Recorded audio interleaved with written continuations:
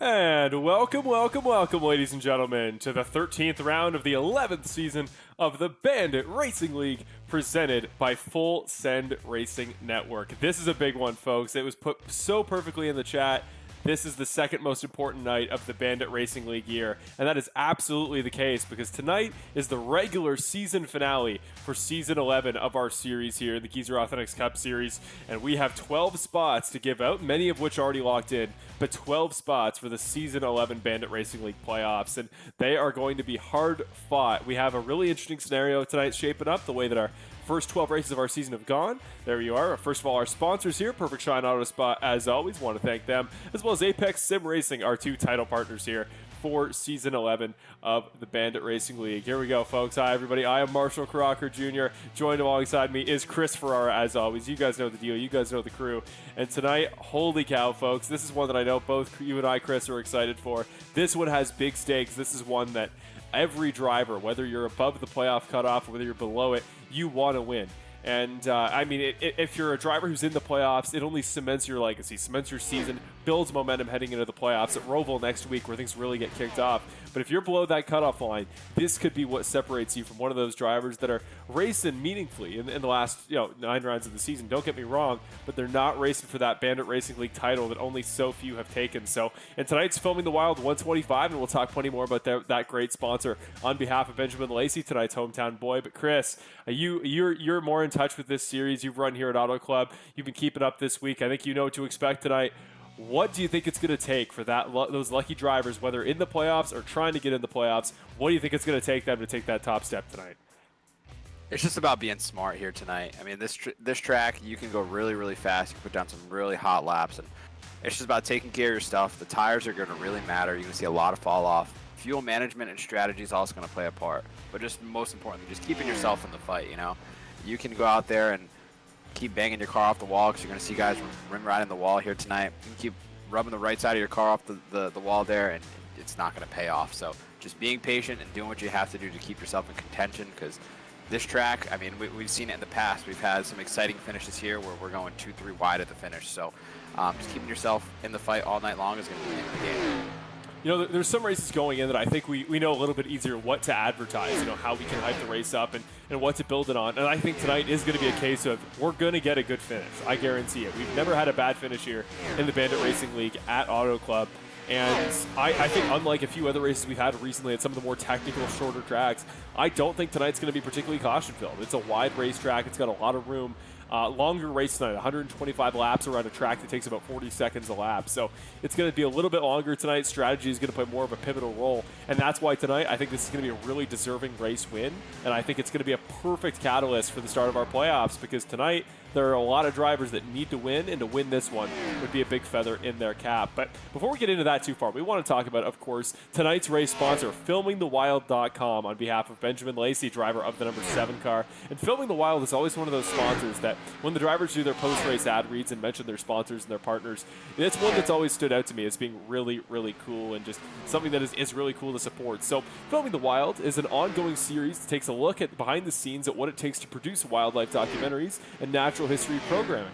Each episode is a journey into the wild, exploring the many challenges of getting the shots and the adventure along the way. It's a really, really cool documentary-like series. It takes a look at some really, really cool topics and backgrounds and locations, and just such a cool sponsor, I think, trying to build awareness and build attention towards the beautiful world of the outdoors, and the outdoors that we are so happy to be able to enjoy here on Earth. And of course, the running the racing series here on iRacing, burning those fumes in the virtual world rather than the real world, we're supporting the environment in a small way. So maybe there's a connection there. Maybe I'm stretching it a little bit, but Filming the Wild, a really, really cool place. And as always with our sponsors, we really appreciate you guys being able to support and check them out, because supporting them supports us, but also they're just really good causes. We like to think that we kind of vet anything we're going to support here on the broadcast, but especially with this one, sometimes it's a case of like a local place or a local shop or something that's harder to support if you're just sitting at home and who knows where. But I think this time it's a YouTube documentary series. The link is below in the description for this stream, so we'd really appreciate it. Post race, go check out some of their stuff. It's really cool. It's great to support our sponsors. We really appreciate them. So genuinely, if there's any sponsor to ever support and just take a few minutes of your time to go check out, tonight's the one I would just recommend if you guys could. Would be really appreciated. We really thank you for it. But Chris, here we go. Tonight's race, Auto Club Speedway, 2 miles here at California. We're out there on the West Coast. It's the beautiful skies. We've got nice weather here in the sim. And this is just it's a big money location for a big money race. And let's first of all get into it and talk a little bit about our driver lineup and our point standings heading into tonight's race. We'll talk about the whole point standings overall in a minute. But first of all, we want to talk about those guys that have been really elite, premier drivers this season. They're leading the pack. They've done incredibly, and we want to highlight them a little bit. So here we go. Top of the leaderboard, you guys know who it is. Nick Nickerson, 561 points in that 2 car. He has been great this year. It's been less up and down, I think, than some seasons in the past, but actually less wins for the 2 car this season. 3 wins on the year, nothing to scoff at in 12 races. That's extremely impressive. But for the 2 car, for our 2-time champion standards, maybe even a little bit disappointed compared to previous seasons, but in still 34 points ahead at the top of the standings. He's pretty much got the regular season championship locked up, and I believe it would be his 3rd, maybe 4th in a row in the Bandit Racing League. He's been incredible over the past 4 years. Now we got Curtis Yancey in the runner-up spot. Done great this year. 34 points back. He's not going to quite be able to get it. He did miss a race in there too. That wasn't going to help, but Curtis Yancey, incredible consistency this year. Hasn't really had any of those big moments that have maybe cost him points in the past years and got him in trouble with the stewards. But this year, really good spot for him. He's happy to be where he is, and I think definitely one of the playoff favorites, and has a win already to his name on the season. Chris Hamilton, the guy that's flown under the radar there, 42 points back, only 8 points back at Curtis Yancey. Again, also not going to be able to get up to the points lead this season, but for a guy who doesn't have a win for a premier team, man, he has looked good this year for GFR Racing. Been one of the reasons you always see one of their cars in the top 5. Been really impressed with him, and of course his teammate Ricky Hart Jr. behind them for 4 Bandit Racing League drivers on behalf of GFR Racing in the top 5. That team's been incredibly consistent this year. Obviously, Ricky broke his winless streak earlier this season. He has looked incredible. Penciled that 1 car in for a really good chance at a playoff spot in the round of 8 as well after our first playoff cutoff this season. And then Connor Gibson, we want to give a shout out to him. We just don't have his info. We don't have his picture and stuff like that to do a graphic for him. But he's the guy missing there in 5th position. Incredible year for the 31 car. Came out of nowhere. Consistency beyond imagination. He'll make it into the playoffs comfortably, and it'll be a really, really fun one to watch. Brett Guzik there in the 04 car will be the next one then. He's got 2 wins on the season. Maybe less consistency than we've seen from him in the past, but still defining driver this year. So before we get into the playoff cutoff talks in here in a moment, Chris, between Nickerson, Yancey, Hamilton, Hart, Guzik, what's maybe a storyline there? Which one of those guys has maybe had a different year than you'd perhaps expect right as we get into qualifying here? Just real quick, I think Christopher Hamilton, what a great improvement we've seen out of him. He's been, one of our premier drivers, but he's been a lot more consistent this year, as well as Curtis Yancey. He's been those two have probably been our most consistent drivers other than Nickerson all season long. And one guy that I kind of want to highlight on the opposite side of the spectrum here is Brett Guzik. As of late, not the best of runs. He's gotten himself into a lot of trouble on track, so let's see if he can clean that up and build some momentum as he heads into the playoffs. Yeah, I think that's what tonight is going to be great for some drivers as well. Even if you're not thinking this is the winning spot, maybe this isn't your track here at Auto Club Speedway, but just to build that momentum, have a good race under your belt, know what it's like to be up there fighting for top positions, and really set you up for that next round well. I think that'll be a great opportunity here as we see Benny Hogan coming off pit road here, making his return to the series. Don't think we've seen him here much this season so far, but running a different number there, so the 11's going to be a little bit off there on the timing tower. But yeah, he's just been somebody that's been impactful with the series in the past. I'm really happy to see him returning tonight, and he now exits for pit road and exits pit road to get started for his first flying lap. And here we go. We're actually going to ride on board with him as we talk a little bit about tonight's track. So Chris, as we see Benny Hogan come here into turn number 1, Auto Club Speedway, you talk about we're running close to the wall. It's a relatively flat track. And just to give a little bit of context for those that maybe aren't huge racing fans here, why is running next to the wall going to be so pivotal, especially for those longer runs tonight? Yeah, you're going to be able to save a little bit of tire run up at the top, I believe, here tonight. But most importantly is you're going to have such great runs coming down the backstretch. You're able to just carry a lot more momentum, a lot more speed down that backstretch. And if you can just channel that lap after lap, as you're going to see here in qualifying, the first lap isn't going to be the fastest one. The second lap will actually be the faster one because they're going to be able to channel a lot more momentum on that second lap. So I think that's going to be the name of the game. You're going to see guys all over the place tonight. You're going to see some bottom feeders. You're going to see guys in the middle of the corner. But I think the top lane is going to be where you're going to win the race tonight. Top of the board here early on. Eddie Hagge, driver of the 97, goes to the top here. And Eddie Hagge, a guy that's in a pretty good position here playoff-wise, you got to say. At least I'm sure he's pretty impressed with it. Tonight, by just running, he is officially locked in. He will earn a playoff spot.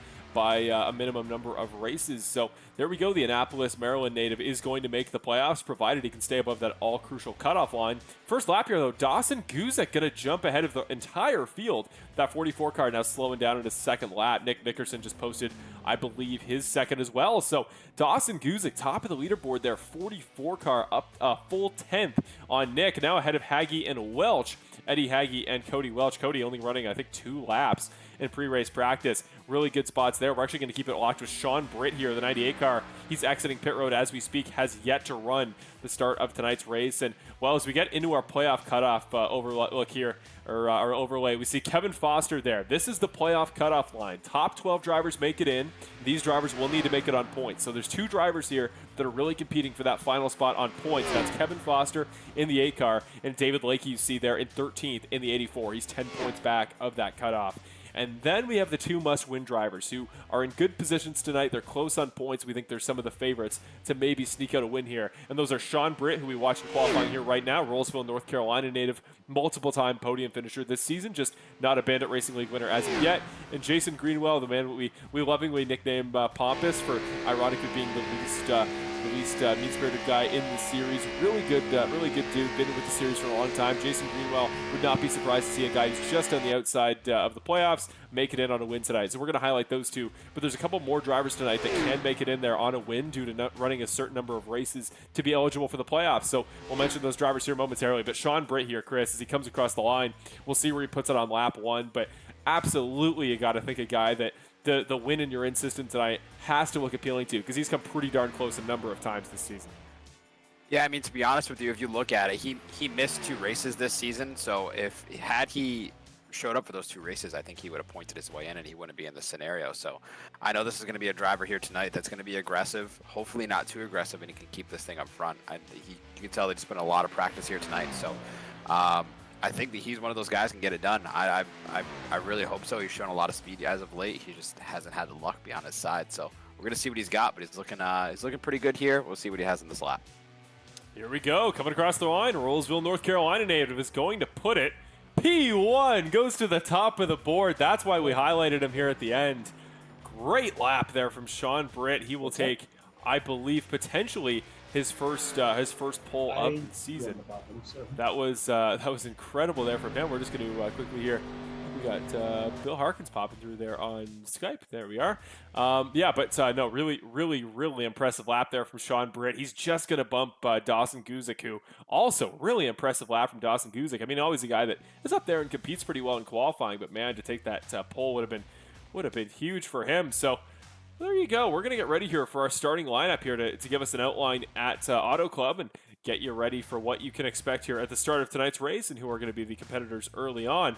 So here we go. Let's go to our Perfect Shine Auto Spa starting lineup, and then we're going to talk more about the drivers in the playoff cutoff and who can make it in tonight to the playoffs with a win. First off, though, the Perfect Shine Auto Spa starting lineup, courtesy of our good friends at Perfect Shine Auto Spa. Here we go, folks. Starting grid for tonight's race at Auto Club. Just waiting for the drivers to grid and get set for tonight's race as we wait for the session to reload. Sean Britt there on the front row. You watch this lap there at the very end. The BC SimSport driver in the number 98 car looking to win his way in tonight. He can't make it in on points. He needs to take that checkered flag, and that 98 car is a pretty good shout to do so. After him, we have Dawson Guzek, a man that, well, I think came very, very close there. I was really impressed with the lap he ran and the time that pushed even Benjamin Lacey, the track superstar, the hometown hero, even kept him off the top of the leaderboard. And, well, after that, we have Benjamin Lacey starting in the second position there. And we're just going to double check here that the session has loaded because we're taking a minute here. So maybe we're going to put up a different graphic here for just a moment. Remind you guys of the Bandit Racing League season schedule. Well, let's make sure that we have everything loaded and good to go here. Sometimes, iRacing can be a little bit difficult, but, well, as we get ready to go here, Chris, front row there of Sean Britt and Dawson Guzek. Is that one that excites you quite a bit? Is that a group that you think, along with Benjamin Lacey and Kevin Foster, good mix of drivers already in the playoffs, but guys that are going to be pushing, going to be pretty hungry? Yeah, sorry, right now I just have Brandon Jackson doing his introduction in my ear right now, quite loud. But nonetheless, yeah, it's nice to see some new faces up front. I mean, we've seen these drivers up at the top of the field, but I don't think this is our first time seeing them on the front row. So it's good to see these guys put in that effort, put in the practice hours. It's obviously paying off, and these are some drivers that want good runs tonight, especially that 98 car. Well, we're just going to wait here for just a moment while we get set up. We'll get you that starting lineup in a moment, but the session is going to take a moment to reset. But just to very quickly here, go over our schedule for the rest of Bandit Racing League Season 11. So we're heading into the playoffs, obviously, next week, looking at Charlotte Roval there, 40 laps to start off the month of June and start off the first round of our playoffs. Following that, we got Darlington, followed by Chicagoland, and then the one of my favorite tracks that you can have in any playoff system. I love a good super speedway, and that's why we go to Talladega. And that'll round off round one, and then of course the top 8 drivers then make it into the next round here. And we were just waiting for this session to reload in the background, as it's being a little bit fickle right now, as iRacing can sometimes tend to be. But well, Chris, just to keep us updated here, how we looking here? I don't know if you're still in the session, but are we almost ready to go here race wise? We are about to take the green flag. Okay, so we will make sure we get into it as soon as possible. But maybe for a moment here, Chris, you're going to have to run us through it. You're going to get us started here on the restart, and then we will load into here as soon as we can back on the broadcast. Yeah, off the restart, the 98 car takes it down in turn 1. Takes a low line. He's going to come out with the lead here. We got cars 3 wide all throughout the corner. We got guys dropping to the back here trying to play some strategy, but some tight racing all throughout, shuffling for position all throughout the pack here.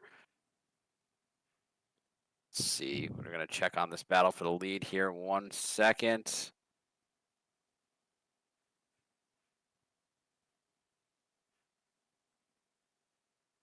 Sounds like we have multiple issues with the session here tonight, unfortunately. But we have Kevin Foster trying to poke his way into this battle for the lead.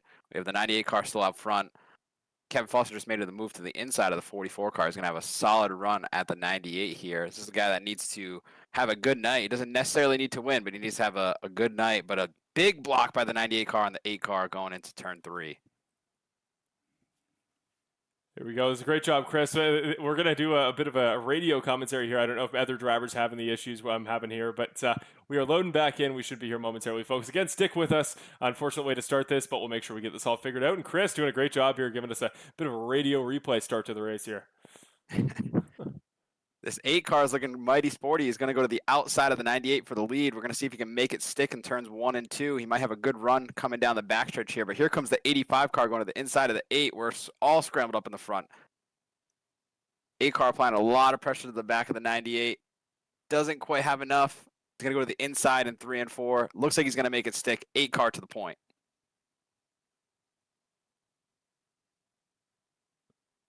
There we go. So Kevin Foster, I mean, obviously, Chris, crucial night for him as well, sitting 10 points above the playoff. There we go. We are now loading back in, getting ready to go. Should be back to full action momentarily. But Kevin Foster, I mean, Chris, is there a race you think he's wanted to win more in a very long time?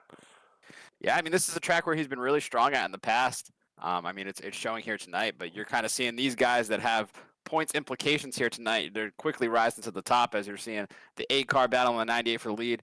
85 car, I mean, this guy has been up front for the past 4 weeks. Maybe tonight's the night he can get it done. But as you can see, I don't know if you have it back up on your screen there, but the 85 car is now inserting himself in this 3 wide battle for the lead.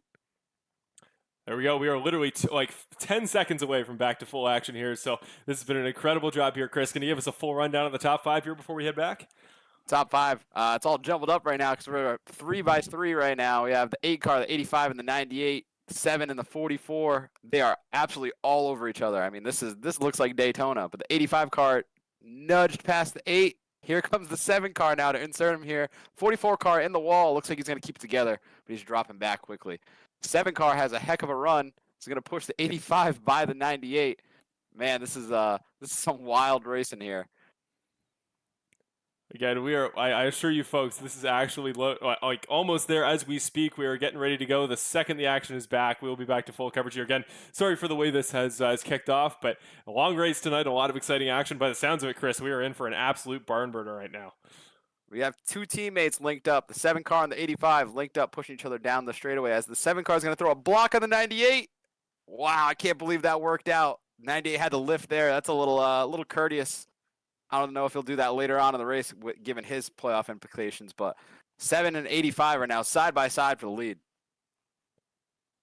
And just as we get close, suddenly something is re-triggered here. I assure you folks, we are We are going to be close, Chris. We're going to need you to keep doing your magic, and we'll do our very best to give you full action. But right now, I feel like we're practically at the race. We're definitely filled in as best as possible, so I appreciate your hard work here. Yeah, absolutely. But as we come to lap 7, the 7 car as is in the lead. He's now the third different leader already tonight. We have cars shuffled up. Another guy that needs a good point tonight has now entered the top 5. David Lakey in the 84 cars, 3 wide with the sandwich for the GFR Racing with the 8 to his outside and the 2 to his inside. 84 car in the wall. We're going to have a caution. David Lakey, that's obviously a huge name tonight, considering, again, you saw the playoff cutoff. He was the first guy below it, and luckily a caution will give us a chance to restart. Looks like it's a major server connection issue. I'm not sure, Chris, if guys still reporting they're having troubles as well, but it's hopefully an issue that'll be fixed. And as you mentioned the first caution there, what are we looking at? If you go to the replay, what was the situation? Just looked like some tight racing. A little bit of side drafting going on there, and the 8 car ended up hooking the 84. 2 guys battling for their chance to get into the playoffs here. Hooked the 84 into the wall and kind of wrecked everybody in the field here. But some cars involved here: the 84, the 51, the 83 of Jason Greenwell. Could be several others here, but yeah, big wreck starting out here early on lap 8.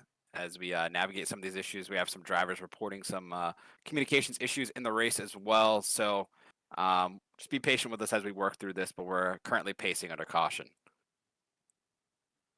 Yeah, it's looking like a chance of, or a case of I've actually lost the entire sim. The entire services appears to have shut my account right out. So we may need to come up with some creative backup strategies here, because we have a major problem here. Just looking from your side, Chris, does it look like everybody's still in the session? Like, are all drivers running, or are some not able to run at all? Looks like everybody is loaded in, but I've heard some, like I said, some communication issues with the race, with spotters. But yeah, we have a surprise guest of Bill Harkins here with us tonight. Hey, Bill, how's it going? I'm hearing that the only thing they're seeing is the schedule screen. That's absolutely right. We have had some connection issues as soon as the session jumped over. My side has entirely lost connection. The entire service has shut me out, and the entire website claims the system is not in service right now. So this seems like a bigger scale issue I've had before with iRacing itself, but seems like something that is going to be on iRacing side rather than our side. So we're just kind of buffering here and trying to get started as best we can. All right, because I had lost. I had no spotter. I didn't hear the green, nothing. So, yeah, there must be something going on with this. So, okay, 10-4. Thank you, guys. Sorry to interrupt you. Oh, good. Thank you, Bill. If you can throw me out of here. Yep, we'll do. No problem. There we go. Yeah, it's a weird situation here, folks. Obviously, big night, a very impactful race. We're going to do the very best we can to get this figured out. So I'll try doing a full reset here, see what we can do. Luckily, things are loading pretty quickly here tonight. But again, folks, just want to say our apologies on behalf of our staff. I'm doing whatever I can to try to override these issues. Unfortunately, it's always unfortunate on these nights where it seems like it's a server issue on iRacing side rather than our side, because there's only so much we can figure out. But in my experience, I've had this during endurance races before.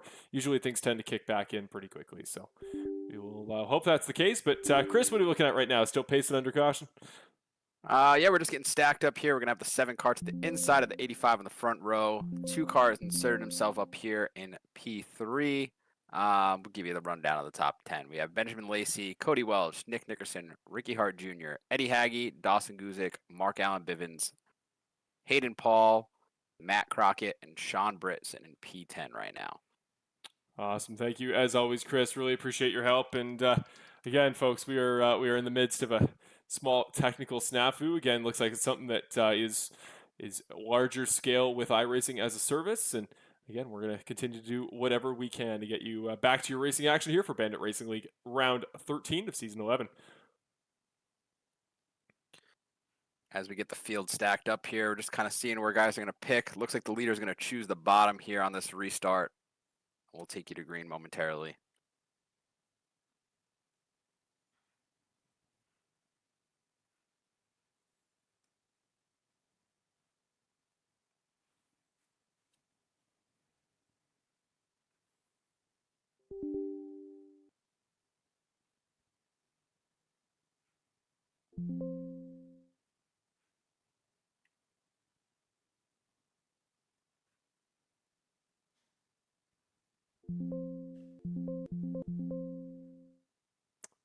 Okay, folks, we're gonna make a large scale change here. We're gonna do a full reset if possible. Again, we thank you all for sticking around and doing your very best to keep with us here. We are going to go to a temporary sort of delay here on the broadcast. We're just gonna put the title screen up and we will step away for just a moment. I will be back, and as soon as we can, let's say give it about 5 minutes, we'll be back for a full reset and hope things are back to normal. Again, we thank you. Stick around here, folks, and we'll be back for racing here for the Filming the Wild 125 at Auto Club in just one moment. Thanks very much, folks.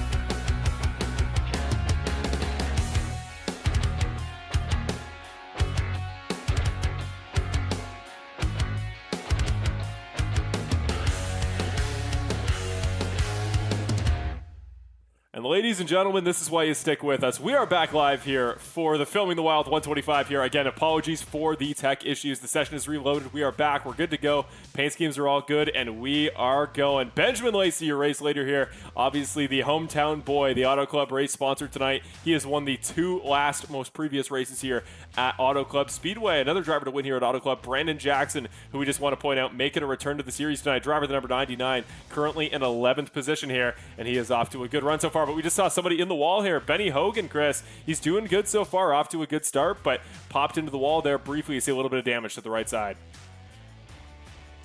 Dogfight with the server tonight, but it's also been a dogfight up front all night long since we've had our little technical difficulties again. Thank you to the viewers for sticking with us tonight. But yeah, you've seen a lot of comers and goers, but the one that's been kind of staying up here solidly up front is that 7 car. It's a familiar position for this 7 car. He's won a couple times here on this this track. It's a place that he finds comfortable. It's actually his home track. So, a guy that looks like he was going to win last week at Gateway, another super exciting race. Looks like he is setting himself up to hopefully get another one here tonight. Who wants some momentum going in the playoffs? But it looks like this 76 car is going to have something to say about that. Yeah, looks like he will indeed. Mark Allen Bivens down to the low side here. Great run there from the Blytheville, Arkansas native. Driver the number 76 all the way to the low line. Meanwhile, up on the top side is Benjamin Lacey, and somewhere in the middle is Cody Welch. So really interesting to see. Already very different lines are running by drivers crew, Chris. And somebody in the wall, was that Lacey? 7 just touched the wall just a little bit. Shouldn't upset his car too much as far as aerodynamics, but definitely upset him in that corner.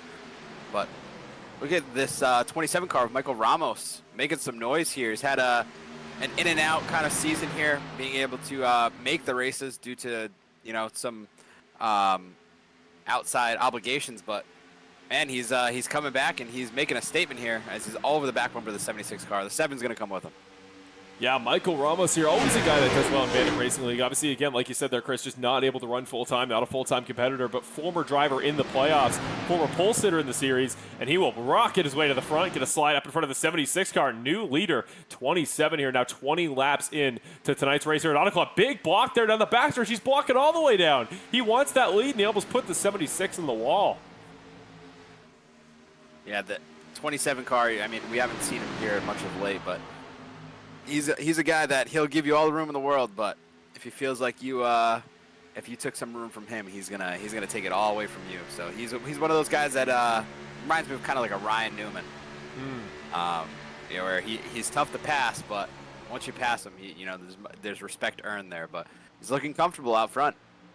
We were talking a little bit about that first stint. Obviously, we didn't catch it, but you were watching it there, Chris. Fan favorite, you already know, 85 car. Cody Welch is looking good. He's up there watching the 1 car, and now the 15 car going to train by him on the outside. But how's our everybody's favorite number 85 car been so far? He's looked pretty strong, you know.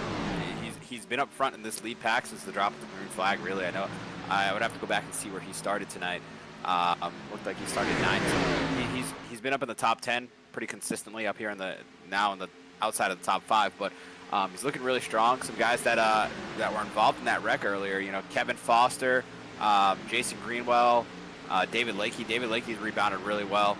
Looks like he's sitting in P16 right now, according to the last timing chart there. But yeah, those are guys that are going to need some good runs. As of right now, if the race were to end, I think that David Lakey would actually get in over Kevin Foster, so that's something they're going to have to keep an eye on. Yeah, just to give you the exact amounts here for all of you folks watching the race, just so you have context for between positions, how many spots you're looking at. Every position at the spot they are in the field is 1 point, and he's 10 points back of Kevin Foster. So unless these drivers move up into the top 5 where points between positions are higher, then Kevin Foster would need to stay within 10 positions of David Lakey, which right now he's doing so comfortably. The 84 car in a good spot. He's sitting in 17th, obviously towards the middle half of the field here, at least ahead of Kevin, but only 3 spots ahead. He needs to start working his way forward. And that's why this is going to get interesting here to see how scrappy these guys are willing to be. But obviously, Chris, you got to balance being scrappy and being offensive with being steady and making good tire wear. And I'm just going to throw it to you again just to give us information on that first stint. How many drivers pitted under that yellow flag? It looked like it was just the drivers there that were involved in that wreck. Tonight, with this being 125 laps, there's 3 sets of tires in the pits, you know, a fresh set of tires on the car. It's looking like they're probably going to have to double stint a set. If it's me, I don't know about you with your wheel experience, but I'm going to want to get that double stint out of the way as fast as possible. Some guys try to do it the other way around and have the double stint later, but for me, I'm going to try and get that double stint done and then be on fresh tires the rest of the race. My name of the game in my career has always been I want to be at my very fastest at the end of the race. You know, maybe that's the formula driver in me speaking. When your car's low on fuel, it's always faster. You know, drivers in F1, for example, set their fast laps at the end of the race. But yeah, I'm the exact same way as you, Chris. I think get that double stint out of the way.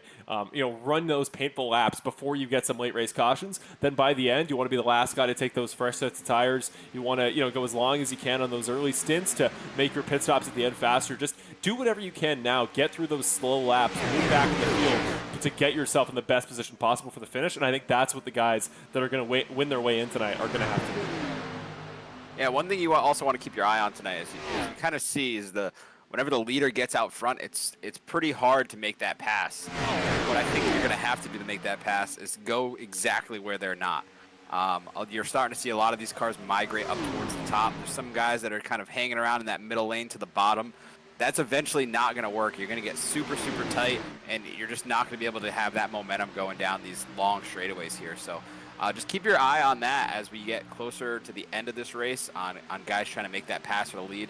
you kind of have to find that air, because the dirty air here is just going to make such differences. You see the 76 is going to go to the top, and he's gonna get a good run on the 27 here. I think he actually might be able to get it done coming out of the exit. Oh, not quite that good of a center of the corner there. Gets a little loose, but yeah, that's something you're gonna have to watch, and these drivers are gonna have to learn that now in the early stages of the race of where they're good and how they can make a pass. Here comes Lacey now, obviously the hometown boy, two-time winner here at Auto Club in the Bandit Racing League. He was going to take a shot down there 3 wide, instead decides to back out, and we'll put it up the inside of Christopher Hamilton there for fourth position, I should say. Now getting passed by Paul Wilson back in the top 5 here. Chris feels like that 86 car is here every week now. He's slowly but surely working his way to the top 5 over the course of the first stints, and then he's staying there in the top 10 and getting good points every week. And I feel like if he just run a few more races this year, would have been a definite playoff contender would that 86 car have been. But unfortunately this year just didn't work out that way. But still, a first career Bandit Racing League win, even if he can't legally make the playoffs due to the number of races he's run, I'm sure it would mean quite a bit to him. Oh, absolutely. And I mean, given his attendance issues to the races here, I think that if this 86 car would have been in the playoffs. He's run really strong pretty much everywhere we've went, and I don't know if it's particularly the car that suits him this well or what have you, but he's been on quite a good stride here as of late, and I know that everyone in this field is looking for their whether it's their first victory or first victory in a while. Every single week these drivers are coming and trying to win. So yeah, he's going to be aggressive here tonight. I mean, I would be if I was in this race here tonight. But just shout out to the viewers once again. Thanks for sticking with us through those technical difficulties there. If you have some family and friends that are watching, just let them know that we are back up and running. I did make some social media posts kind of on the fly there. So again, thank you guys for sticking with us. And this is going to be a good one, as you can tell.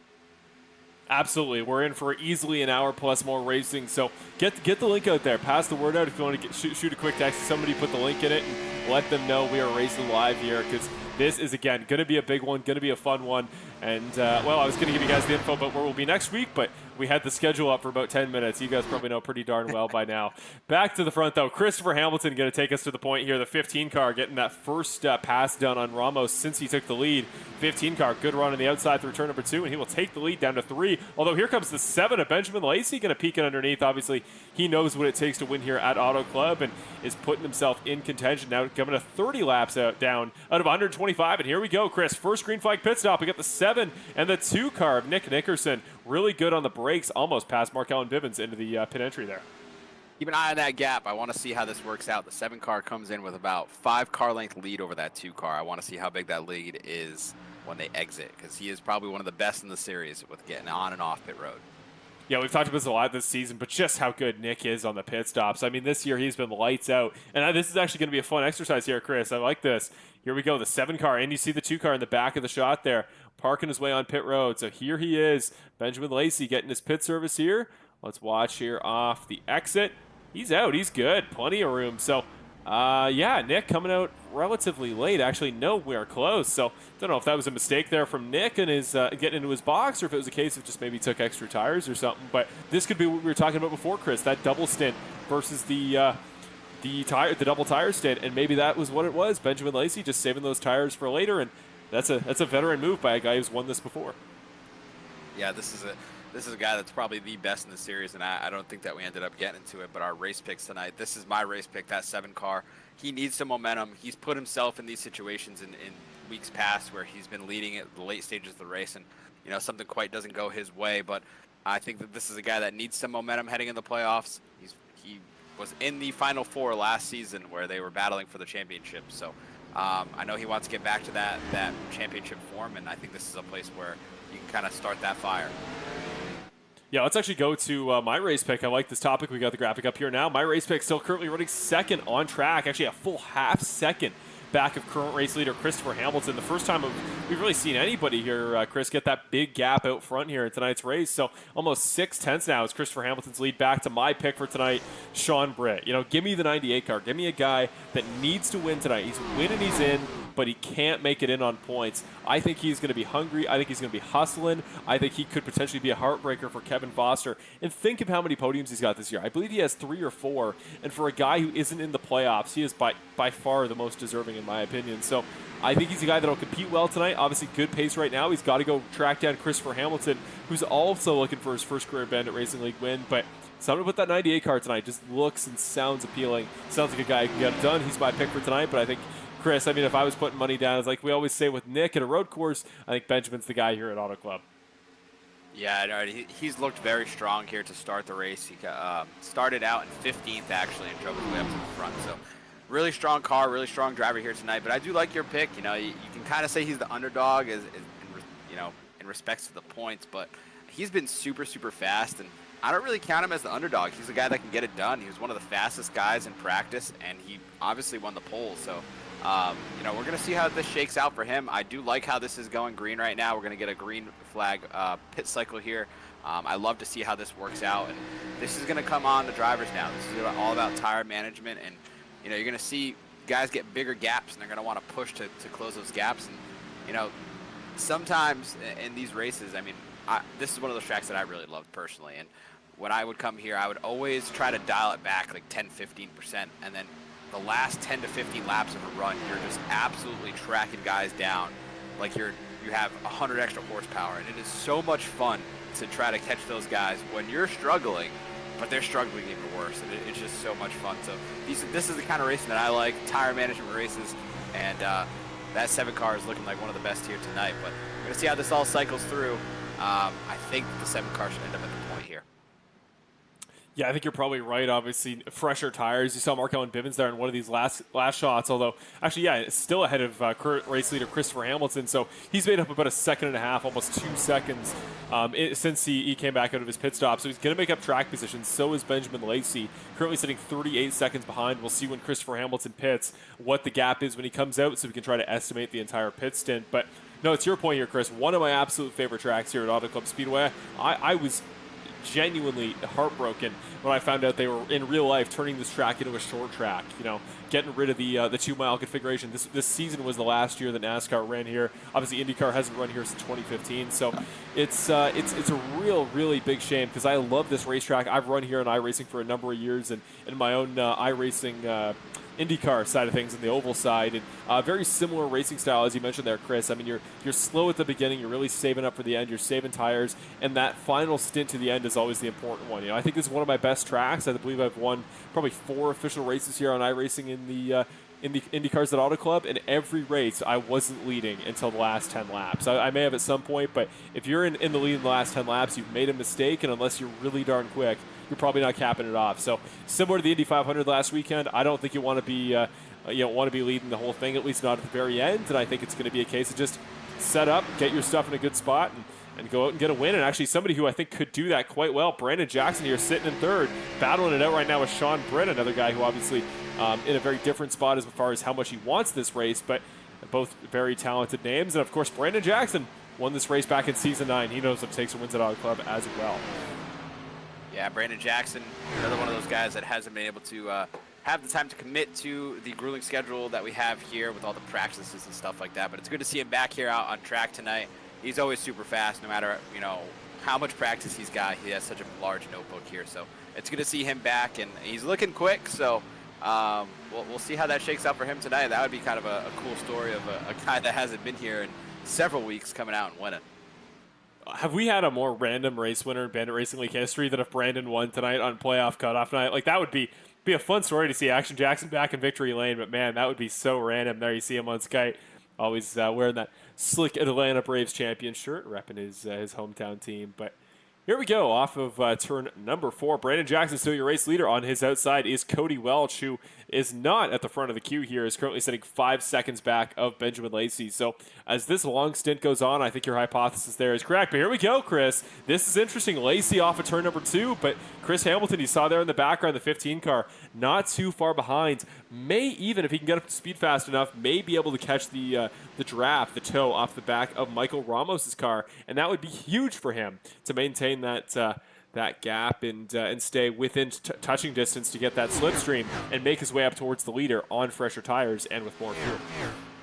And it's races like this where I wish we had the luxury of having a pit road reporter like they do in real life to see who's on what tires and what strategy, because that is just so crucial to know. But yeah, it's going to be interesting to see who's coming and who's going. One driver I do want to talk about, I believe is going to inherit the lead here, is the 04 car of Brett Guzik. As I talked about at the beginning of the broadcast here, this is a driver that is a past champion, is tied for the most wins on the season this season, 3. Nick Nickerson, our points leader. He's sitting 6th in points, but as of late hasn't had the performances that he's wanted.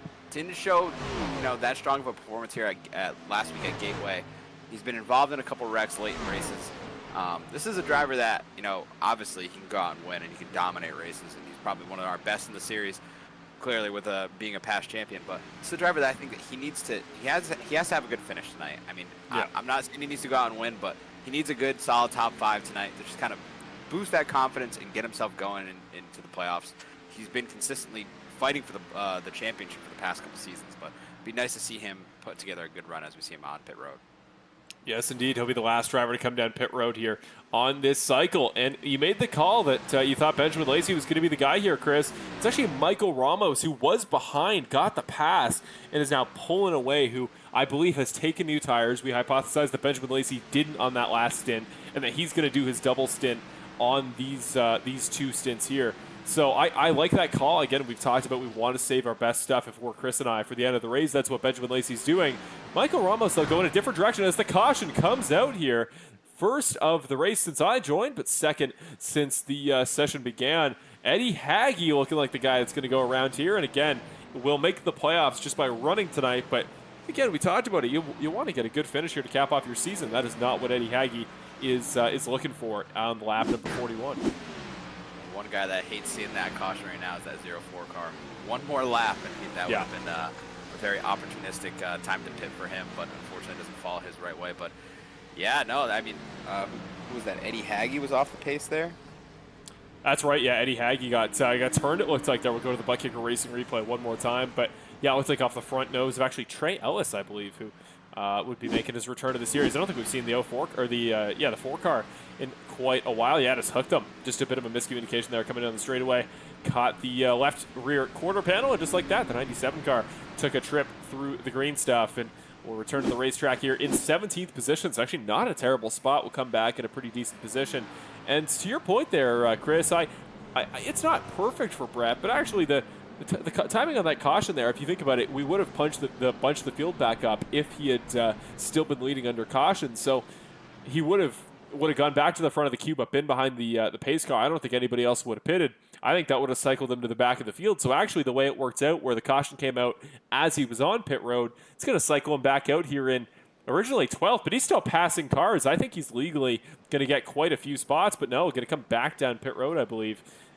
Interestingly enough, it's a bold call. Sean Britt going to be the first driver to stay out. And here we go, race on pit road. Very short stint there for the rest of these drivers.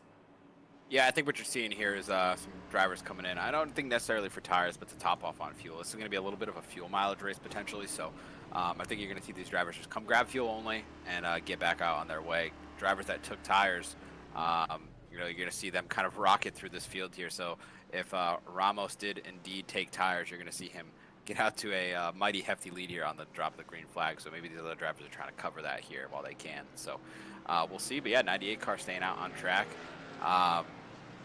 I'm wondering where his strategy and his mindset is right now. Obviously, he is in a position where he needs to win the race, and maybe this is just an opportunity for him to go off strategy a little bit, get the track position that he wants, and roll the dice, go for broke.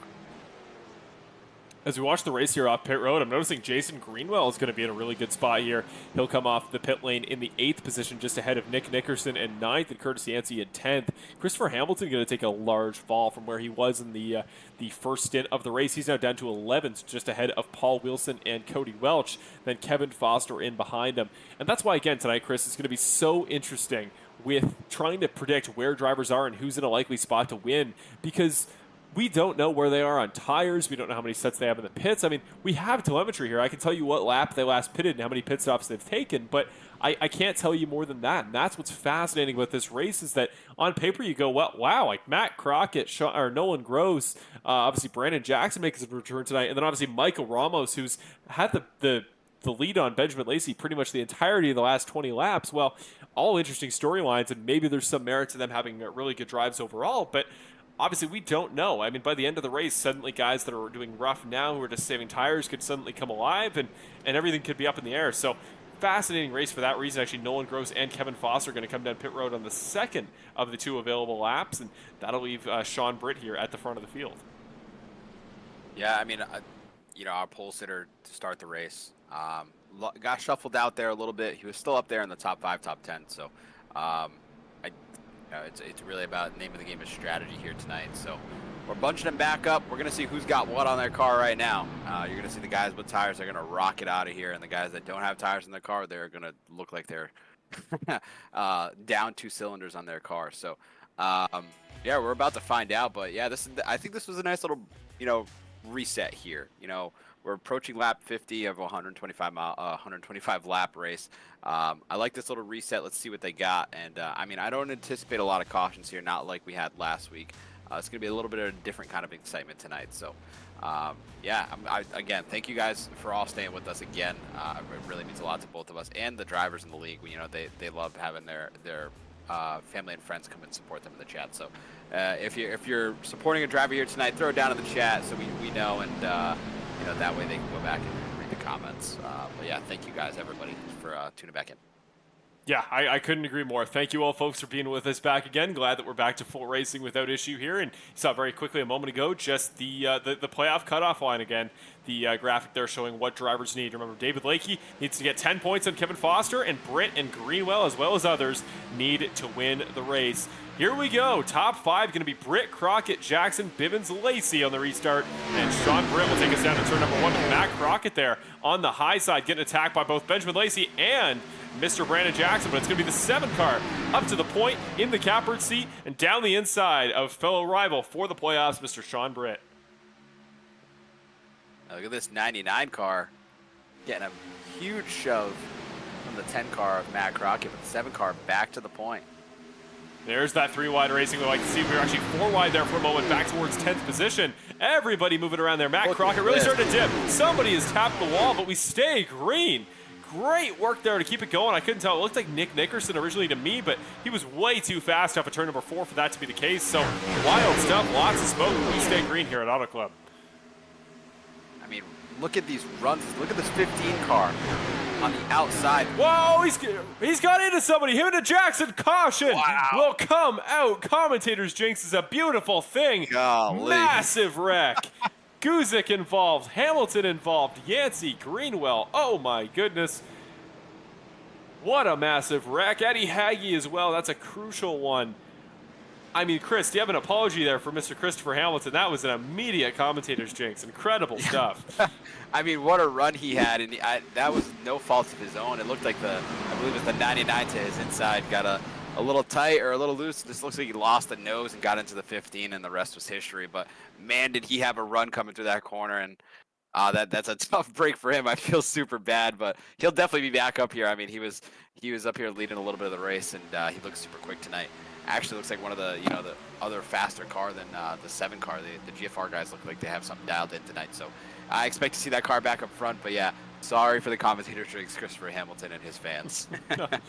Oh, man, just watching the replay there. It looks like the 15 car was shot out of a gun. Like, he just caught the edge and flew around the exit of turn number 2. That might have even been the lead by the time he got to turn number 2, but obviously the way racing goes sometimes, a little bit of bad luck there on his part is, yeah, again, Brandon Jackson was just washing up. I don't know if he wasn't predicting there'd be a car to his outside there. Maybe I wouldn't have, because he was coming in really fast. But, yeah, contact there, and that'll reset the field here for another restart. But again, we don't mind a good regroup there. Make sure the field's all tight together. And another pit stop. Oh, a nice fake.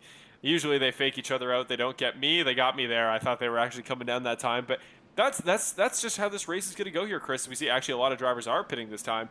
Just going to be so much about strategy that, like, yeah, maybe if you're at the back of the field, just come down pit road again. Why not? Get more fuel, maybe change your strategy on, am I on old tires, am I on new tires?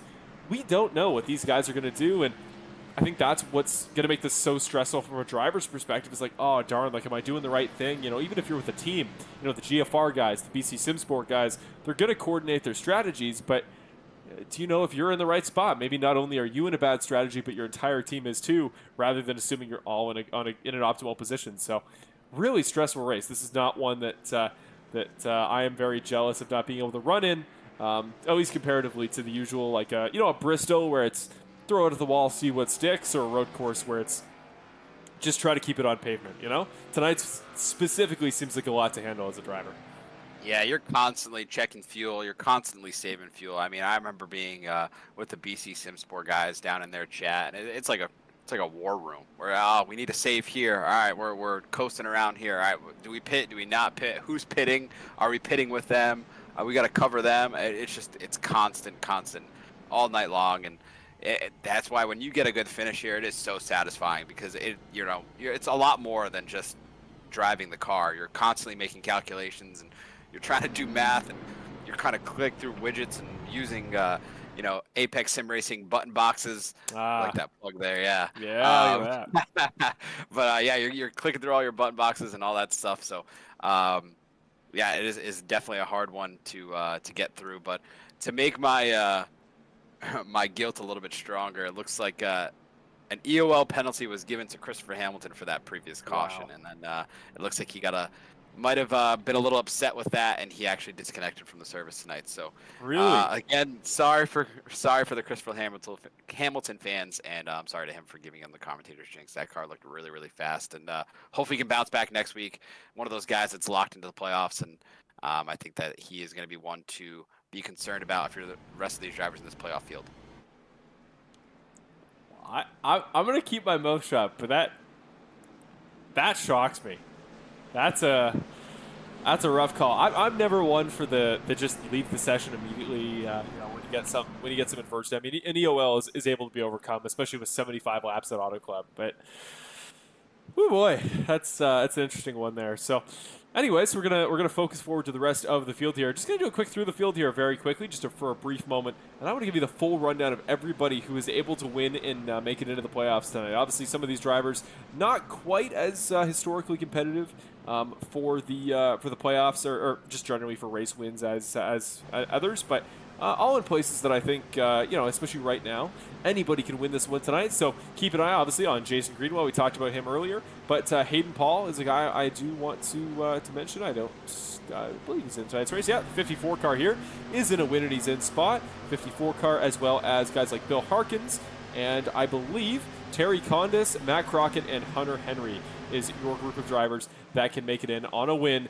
into the playoffs tonight. Obviously, a little bit more of a dark horse than the guys we talked about, but very much still in contention. Don't forget about them. But here we go. Lacey, Nickerson, green flag in the front row, off to a good start here. But Bivens down on the low side, 76 car, going with the very fast 27 of Michael Ramos. It was a great start by the 7 car there. But look at these two guys. We saw them battle for the championship last season. We saw them battle it out in the late stages of the race. The 7 and the 2 car, they cannot get away from each other as of late. The 85 car has been up there too. He's been one of those guys that's been consistently up front, and he's there at the tail end of the top 5. But, oh man, these guys cannot get away from each other. I think that we have tires strapped on these cars. We'll see after their second lap here what their lap time is. We'll be able to quickly tell because there's a lot of fall off on this track. You'll get 2 to 3 seconds slower by the end of a run with the older tires. But we'll see as they cycle through on this next lap. We just saw Wilson and Ramos in the background get really close off of turn number 4. They made a little bit of side-by-side contact, but kept it going here. Yeah, the 85 car down at the bottom. He peaked for a 3 wide there through the tri-oval there. He's now going to tuck back into 7th position now behind Ricky Hart Jr., who's up on the inside. And Connor Gibson, who's really fighting back there on the high side. He's up to 5th, and he was not in a good spot early on. He was down there after that first caution, but has fought his way back through the field. And remember, 5th in points off an incredibly consistent year. And now he's back up here in the top 4. Maybe you're going to go after Paul Wilson here, another guy looking for a first career win tonight at Auto Club. And it would appear to me that these drivers up the front indeed have fresh car, Benjamin Lacey just put down a 42.4. So that is a regular pace, kind of race pace lap there for fresher tires. So as we're seeing this 86 car really applying pressure to the car. Want to talk about another car who ran a really quick lap that last time by? Sean Britt here, currently sitting in 10th position, fighting his way back after pitting that last time by. Just ran the fastest lap of the race at 40.03. That would have been the fastest time in practice, and he is just on rails right now up the back of Michael Ramos, who just a moment ago was up there in third. So, yeah, tire strategies being different right now, really going to shake up the order. And right in front of him is Jackson Knock, another driver who will make the playoffs this season, whether he ran tonight or not, but he obviously did run tonight's race. So, Jackson Knock, great season, couple podiums to his name. He's another Bandit Racing League playoff driver in a week's time, and good to see he's in a good spot tonight, running in 8th. Back up to the front, though, continues to be Lacey and Nickerson dominating the early parts of this stint, but don't forget about Paul Wilson. Yeah, as we watch this battle for the lead here, just going to give a quick playoff update. Jason Greenwell, who was involved in the first caution of the night, that unfortunately we're able to capture here on screen, but he was involved in the first caution. I believe he was involved in one of the others there. I think he sustained too much damage and has since had to retire the car as we get a yellow. Yes, yellow flag coming out here, 4th of the race. Don't mind the number 3 on screen. That does not include the one that was active before we joined here. And Trey Ellis here going to be off the pace. Looks like a solo wreck. Looks like perhaps a spin further back. Yes, that's exactly what it was. Holy cow. A very elaborate spin there. Very pronounced, you could say. Here he comes off of turn number 4. Just gets loose, maybe tagged a little bit by somebody. Who was that put the bumper into him? Trying to tell. I think that was Curtis Yancey in the 51 car. Was all over the back of him, and I think eventually just maybe got a little bit too physical with him and sent him around. We're going to go back to the replay here, though. See, maybe I'm incorrect, but actually damage to the rear left quarter panel on the 51 car. But here he comes through turn number 4. This is Curtis Yancey. No, he got loose ahead of him. That was Trey Ellis first and foremost, and then Curtis got the back end of him. So not on Curtis. That was just, the 4 car just got very loose and never really saved it, although by the end managed to avoid damage for the most part. So he will continue. He'll carry on, but crazy stuff here. Just the cautions we're getting tonight. Obviously had that one major pile-up wreck. I'm not sure how many were in the first one, but generally speaking, just little tiny cautions here so far. Yeah, I mean, not too bad considering for the 4 car. Normally at another racing surface where it's not quite as wide, you'd be getting tagged 4 or 5 times there as you're going around. But yeah, you kind of relatively unscathed given the set of circumstances. But just to touch on the situation I was talking about with Jason Greenwell prior to the caution coming out, he was one of those drivers that needed to win to get into the playoffs. With him retiring the car, he will be eliminated for contention of the playoffs. You'll still be able to run the rest of the season. You'll still see him out on track contending for wins, but unfortunately will not be a contender in the season 11 race for the championship. Yeah, really heartbreaking stuff. I was hoping Jason could be kind of maybe a last-minute addition to the playoff grid. He's been good in the past. Things did not go his way. So here we go. Michael Ramos starting the run of cars coming down pit road. We have himself, Curtis Yancey, Eddie Hagee here. Bill Harkins coming in as well. Terry Condis joining in, who's going to be the winner off pit road. Kevin Foster as well here in this section of the order here, just pulling into his pit box. He's been a relative non-factor so far tonight, but doing what he's had to stay ahead of David Lakey. That's the one car on track he really cares about. And right now, David is actually down there in 25th position. Currently, I just want to make sure I have my facts straight. Is he on the lead lap, or is he a little ways behind? And no, 8 laps down is David Lakey. What has happened to the 84 car here? Yeah, that is surprising. I know he was obviously involved in the first caution of the night, which we didn't quite get. Him and Kevin Foster actually got together there. But yeah, I'm showing him 7 laps down on my telemetry here. That is a tough break for that 84 car. Luckily, the only other drivers that are a lap down currently are drivers that are actually on the track. They are the 2 drivers that have since retired. So he'll be able to get his wave rounds, but he's going to need a lot of cautions to help him get back in the fight here. But yeah, both those drivers showed strong really early in the race, but since have faded and have had some trouble since. So we'll see how this shakes up. It's still not necessarily over for that 84. He still has a chance, like I said, with the yellows. And if Kevin Foster ends up getting himself in some trouble and has to retire the car, you know, that's a whole other situation as well. So we'll keep our eye on that throughout the rest of the race. Well, I want to very quickly mention one of our favorite, really, things to plug here in the series. Not just a sponsor, sort of a sponsor, but want to plug our website here on the Bandit Racing League side of things. BanditRacingLeague.com, your place for all things Bandit Racing League in this series, whether it be our awesome merch site at KeysRAWauthentics.com, where you can pick yourself up premium merchandise on behalf of your favorite drivers, or just the series as a whole, including, remember, new Cody Welch merch as of last week, literally during the race. One of my favorite Bandit Racing League moments, but we got it during the events, and now hoodies, t-shirts, and everything available for Cody Welch and a variety of other drivers, as well as the series branding in general.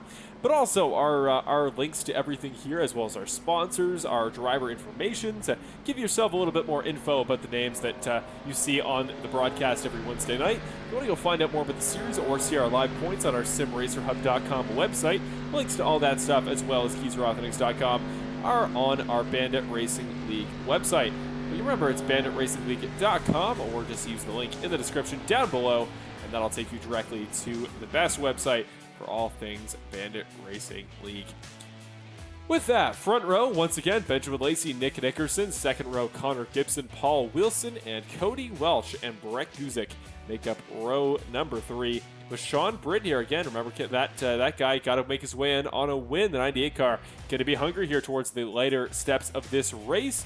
It is going to be 5 laps until the halfway point of tonight's race here at Auto Club. Lacey and Nickerson, the Filming the Wild number 125 is led by the Filming the Wild number 7. Here we go. Lacey to the green flag. Lap 58 begins. Yeah, really good start of the 7 car there. That might cause some trouble. This track for NASCAR Cup cars, anyways, almost like a super speedway at times, where you don't want to necessarily get too much of a big lead, because then you're gonna be a sit and duck out there once these guys get to draft and get that good air off the back of your car. But yeah, I mean, you're gonna see the 2 car peak to the outside, not quite enough, but yeah, great start from the 7 car. He's been quite dominant up to this point. You know, this is something that we've normally seen out of him, so we'll see if we can keep it up. Yeah, pretty standard order here off the restart. Nobody really moving too far forward, nobody really moving too far back. You see Sean Britt there duking it out pretty intensely with Ricky Hart Jr. now after Brett Guzik. He's going to get 2 spots down the inside potentially in one set of corners. That 98 car really hustling right now, trying to make his way up through the order. I think he just wants to be in contention up there towards the front. You know, he's one of those guys that is always somewhere near the top 3, top 4, top 5. So he can really scooch his way up towards the front there, put himself in a good spot. I think it would definitely get him a little bit more confident. But right now, just using it by Brett Guzik right now, still trying to fight his way through for the 7th spot. And I mean, there's an absolute all-star list of drivers in front of him right now, so not an easy task whatsoever. But now Cody Welch there, 85 car, joining the party here at the front as Connor Gibson peeks down below Paul Wilson. That'll be for 3rd position, maybe, sorry, 4th position, maybe 3rd, but no, he's going to lose that spot out. And the 86 car will tuck back in behind the 85 for 4th. Yeah, we're shuffling around up front. That a big block by the 7 car, and his teammate didn't see that coming. And here comes the 1 car, going to put himself in the conversation here. That's tight racing. It dumps the air on the front end of that 1 car from the 7 and just tightens him right up. It's so frustrating when you're stuck there on the bottom, because there's just nothing you can do. You're just going to have guys flying by you like you're standing still, and you're thinking you're doing the right thing, you're going where they're not, and you're taking the space, and you're shooting for the gap, and it's just not quite working. And such a momentum-based track with this package here, the 550 package with the high downforce. Whoa. Cars going around. Sean Britt, but he saves it. What a save there by the 98 car. He keeps it going.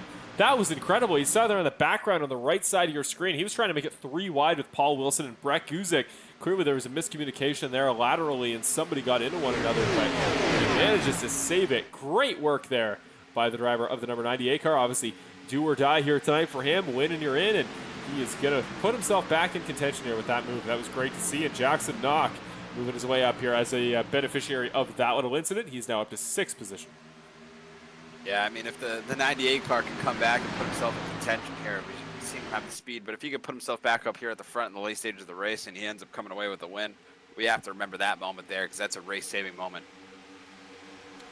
Yes, indeed. That's going to be a big one for his playoff contention hopes, and one we will have to highlight if indeed he can make his way up there. But right now, continues to be a two-horse race at the front. It's been Nickerson and Lacey the entirety of this stint, and we now hit the halfway point of tonight's Filming the Wild 125 here at Auto Club. And yeah, it's been the Nick Nickerson show, really, alongside Benjamin Lacey all regular season, but especially these last couple races. He's gotten really hot as of late. And every racetrack here, Chris. I mean, we know Nick is fast everywhere. We know he's just a really good racing driver. He really knows this car quite well, even if he doesn't love the way the package races. But it would be crazy to see the variety of racetracks he's won at lately, with a road course, a giant track like this here at Auto Club, and then a shorter oval there like Gateway last week. Just the amount of variety we've seen from that two-car is bordering on insanity at this point, and he's so comfortable up there up front. The fact that he's able to keep that consistent buffer anytime he's leading a race until somebody else finds a way by is truly impressive. Yeah, and I mean, if you're the rest of this playoff field, as we're seeing the 98 car, he is pushing to get himself back up there. This is where he's going to burn his stuff up. But yeah, if you're the rest of this field that's going into the playoffs, this is something you don't want to see. This is a guy coming off back-to-back wins, and now he's up front. I mean, giving this guy all the momentum. I mean, we've seen it in seasons past, and you don't want to make this guy the third-time champion with the most championships in the league at this point. But yeah, I mean, this two-car is looking dangerous as of late, but there's a couple guys right behind him that have something to say about it. They've been pestering him the past couple weeks, and eventually they're going to break through and get it done. Back to the front here, same three names, Nickerson, Lacey, and Welsh, the two teammates for 785 Racing. Got to be easily a combined 30 to 40 Bandit Racing League race wins in this top three right now, as Jackson not going to tap the outside wall there with his right side. And I want to give kind of a big picture update here, because right now the top 10 you see on your timing tower on the left-hand side, you notice all within 1.7 seconds of one another. Really competitive racing right there. And then behind, it's a big gap back to that second pack. 3 seconds then to Ramos, Yancey, Bivens, and Hagee, with Brandon Jackson not too far behind. So really, somebody got split up there in the early stages of this stint, and that just tells you how key that front draft is. Similar to like a super speedway here, Chris. Just if you're not in that front group, you are losing considerable time. And over the course of a full race like that, you might even go a lap down by the end of tonight's event. It is so crucial to stay in the lead draft. Oh, absolutely. Yeah, you start losing the draft here, and you're gonna it's gonna be a really lonely race for you. One thing that I've been keeping my eye on is this 98 car. We obviously know that he's trying to push to get back to the front, but you'll probably see it here in turns 1 and 2. He is able to get so much deeper into the corner before he lifts. Looks like he has maybe a little bit of right side damage in his car, at least on my screen anyway. But he's able to get so much deeper into this corner, and it looks like he's about to make the pass, but then he just stalls out. My worry about that is he is just absolutely torching those tires. At the back side of this run here, he is going to drop like a rock. So he's got to learn and know that he wants to get this win. He needs to get this win. He's got to learn to manage these tires to keep himself in contention. Getting to the lead now is great, but you only need to lead one. Well, I think what's emblematic about this race, and that makes it so crucial in detecting what guys are going to have potential in the actual playoffs, is tonight's, do or die scenario for these guys that need to win and make it in. This is what the playoffs are. We have 2 cutoffs and then the championship race. If you're a guy like Nick Nickerson, for example, who I think we would say is a pretty good show to at least make the round of 8, more likely the round of 4. But when you're a guy who has to make all of those elimination races and have to get in each and every one, you have to get used to running in these races where there's a lot on the line. You can't get too stressed. You have to have good strategy even when there's a lot on the table. And yeah, if you can't do that in this one race to just make the playoffs, you're probably going to struggle in the playoffs themselves trying to contend for that top 8. Because right now, Cody Welch here, down to the bottom, keeping it close, and we're going to go side by side across the start-finish line. Maybe new race leader, 85 car, swerving all over the inside, but finally getting a good run. Might get some help from his teammate. New race leader, 85, and Cody Welch. Yeah, I knew that 7 car is probably going to favor going with that 85. Like I said, they don't want to give this 2-car momentum, but I mean, at the end of the day, we're looking at the situation with Sean Perez. He finally got the pass done on the 0-4 car. Brad Guzik working that bottom. But, as much as we want him to win, I know his fans want him to win. That's the good story tonight, right? Well, these drivers that are competing against him, he's been super fast everywhere we went. Granted, he's in this situation because he missed 2 races. But he's been super quick and he's been consistently up front. These drivers don't want him to win. I mean, I'm sure he has a couple teammates that are rooting for him, but that's a driver that if you can keep him out of the playoffs and keep him out of contention for fighting for a championship, that's huge. So, I mean, that might be a race within the race there with some of these drivers to make sure that the 98 car does not win. But he is making some hay here. Like I said, I hope he's not burning his stuff up, but these drivers do not want to see another driver get booted out for, maybe a possible stronger contender in the playoffs. Well, the guy that really doesn't want to see that is Kevin Foster, who would currently still, especially with David Lakey's struggles tonight, would comfortably make it in that 12th position on points, might even leapfrog Eddie Hagee. But what can be in control by the rest of his teammates who, again, as you're talking about, do want to see him come down, as we see Sean Britt down pit road here, first guy to pit. You were talking about it there, Chris, really burning those tires up. This might be a potential strategy mistake by him, but he's going to pit to make sure he stays quick.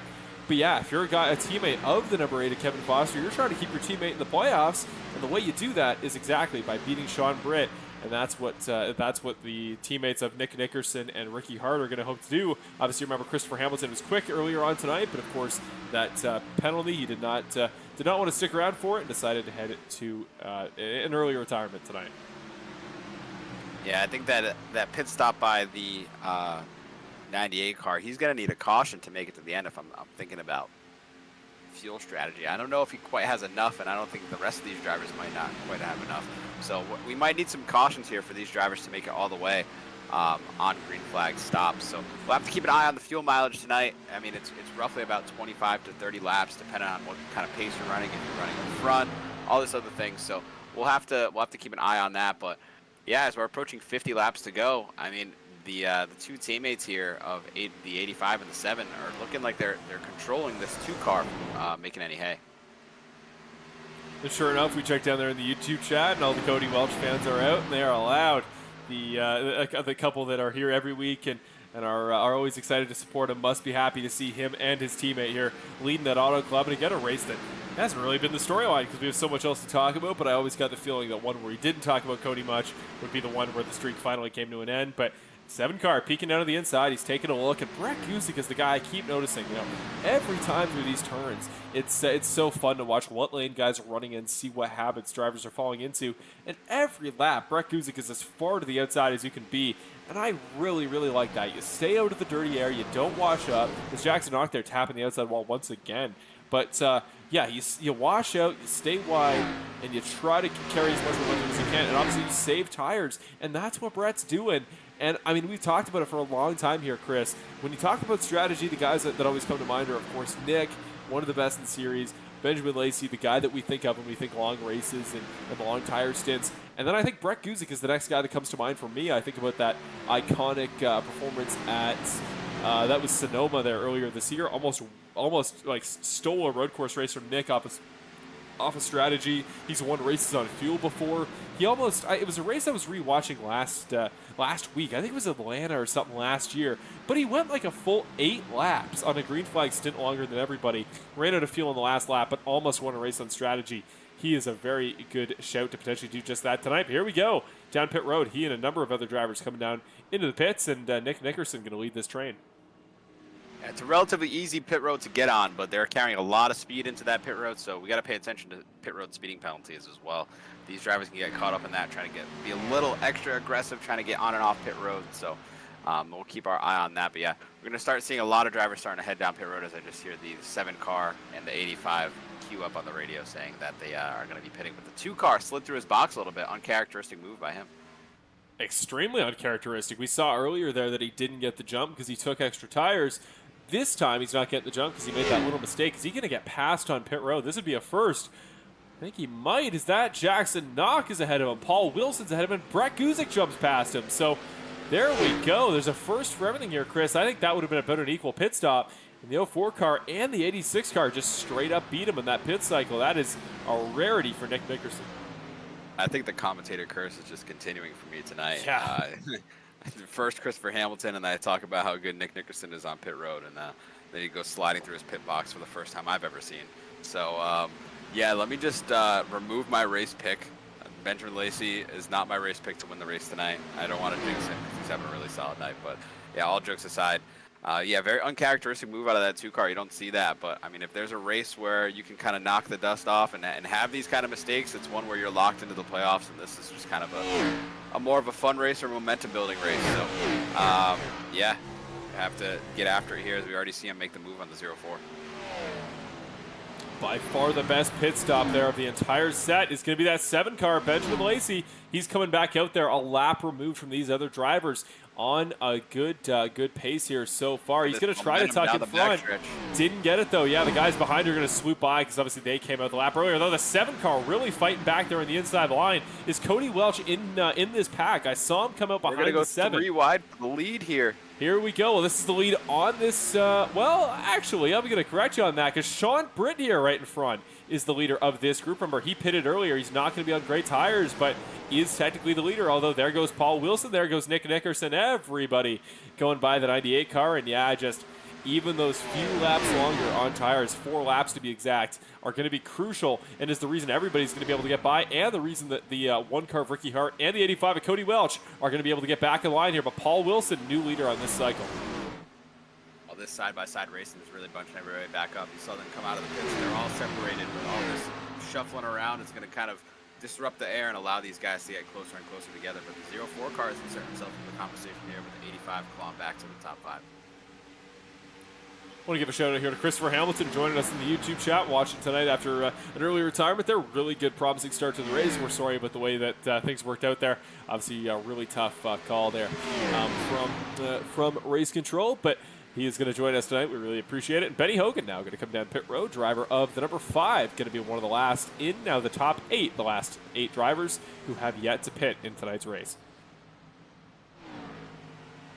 Up to this lead pack as well, Michael Ramos, Curtis Yancey, and Eddie Hagee going really long there on this stint, and they are still on track.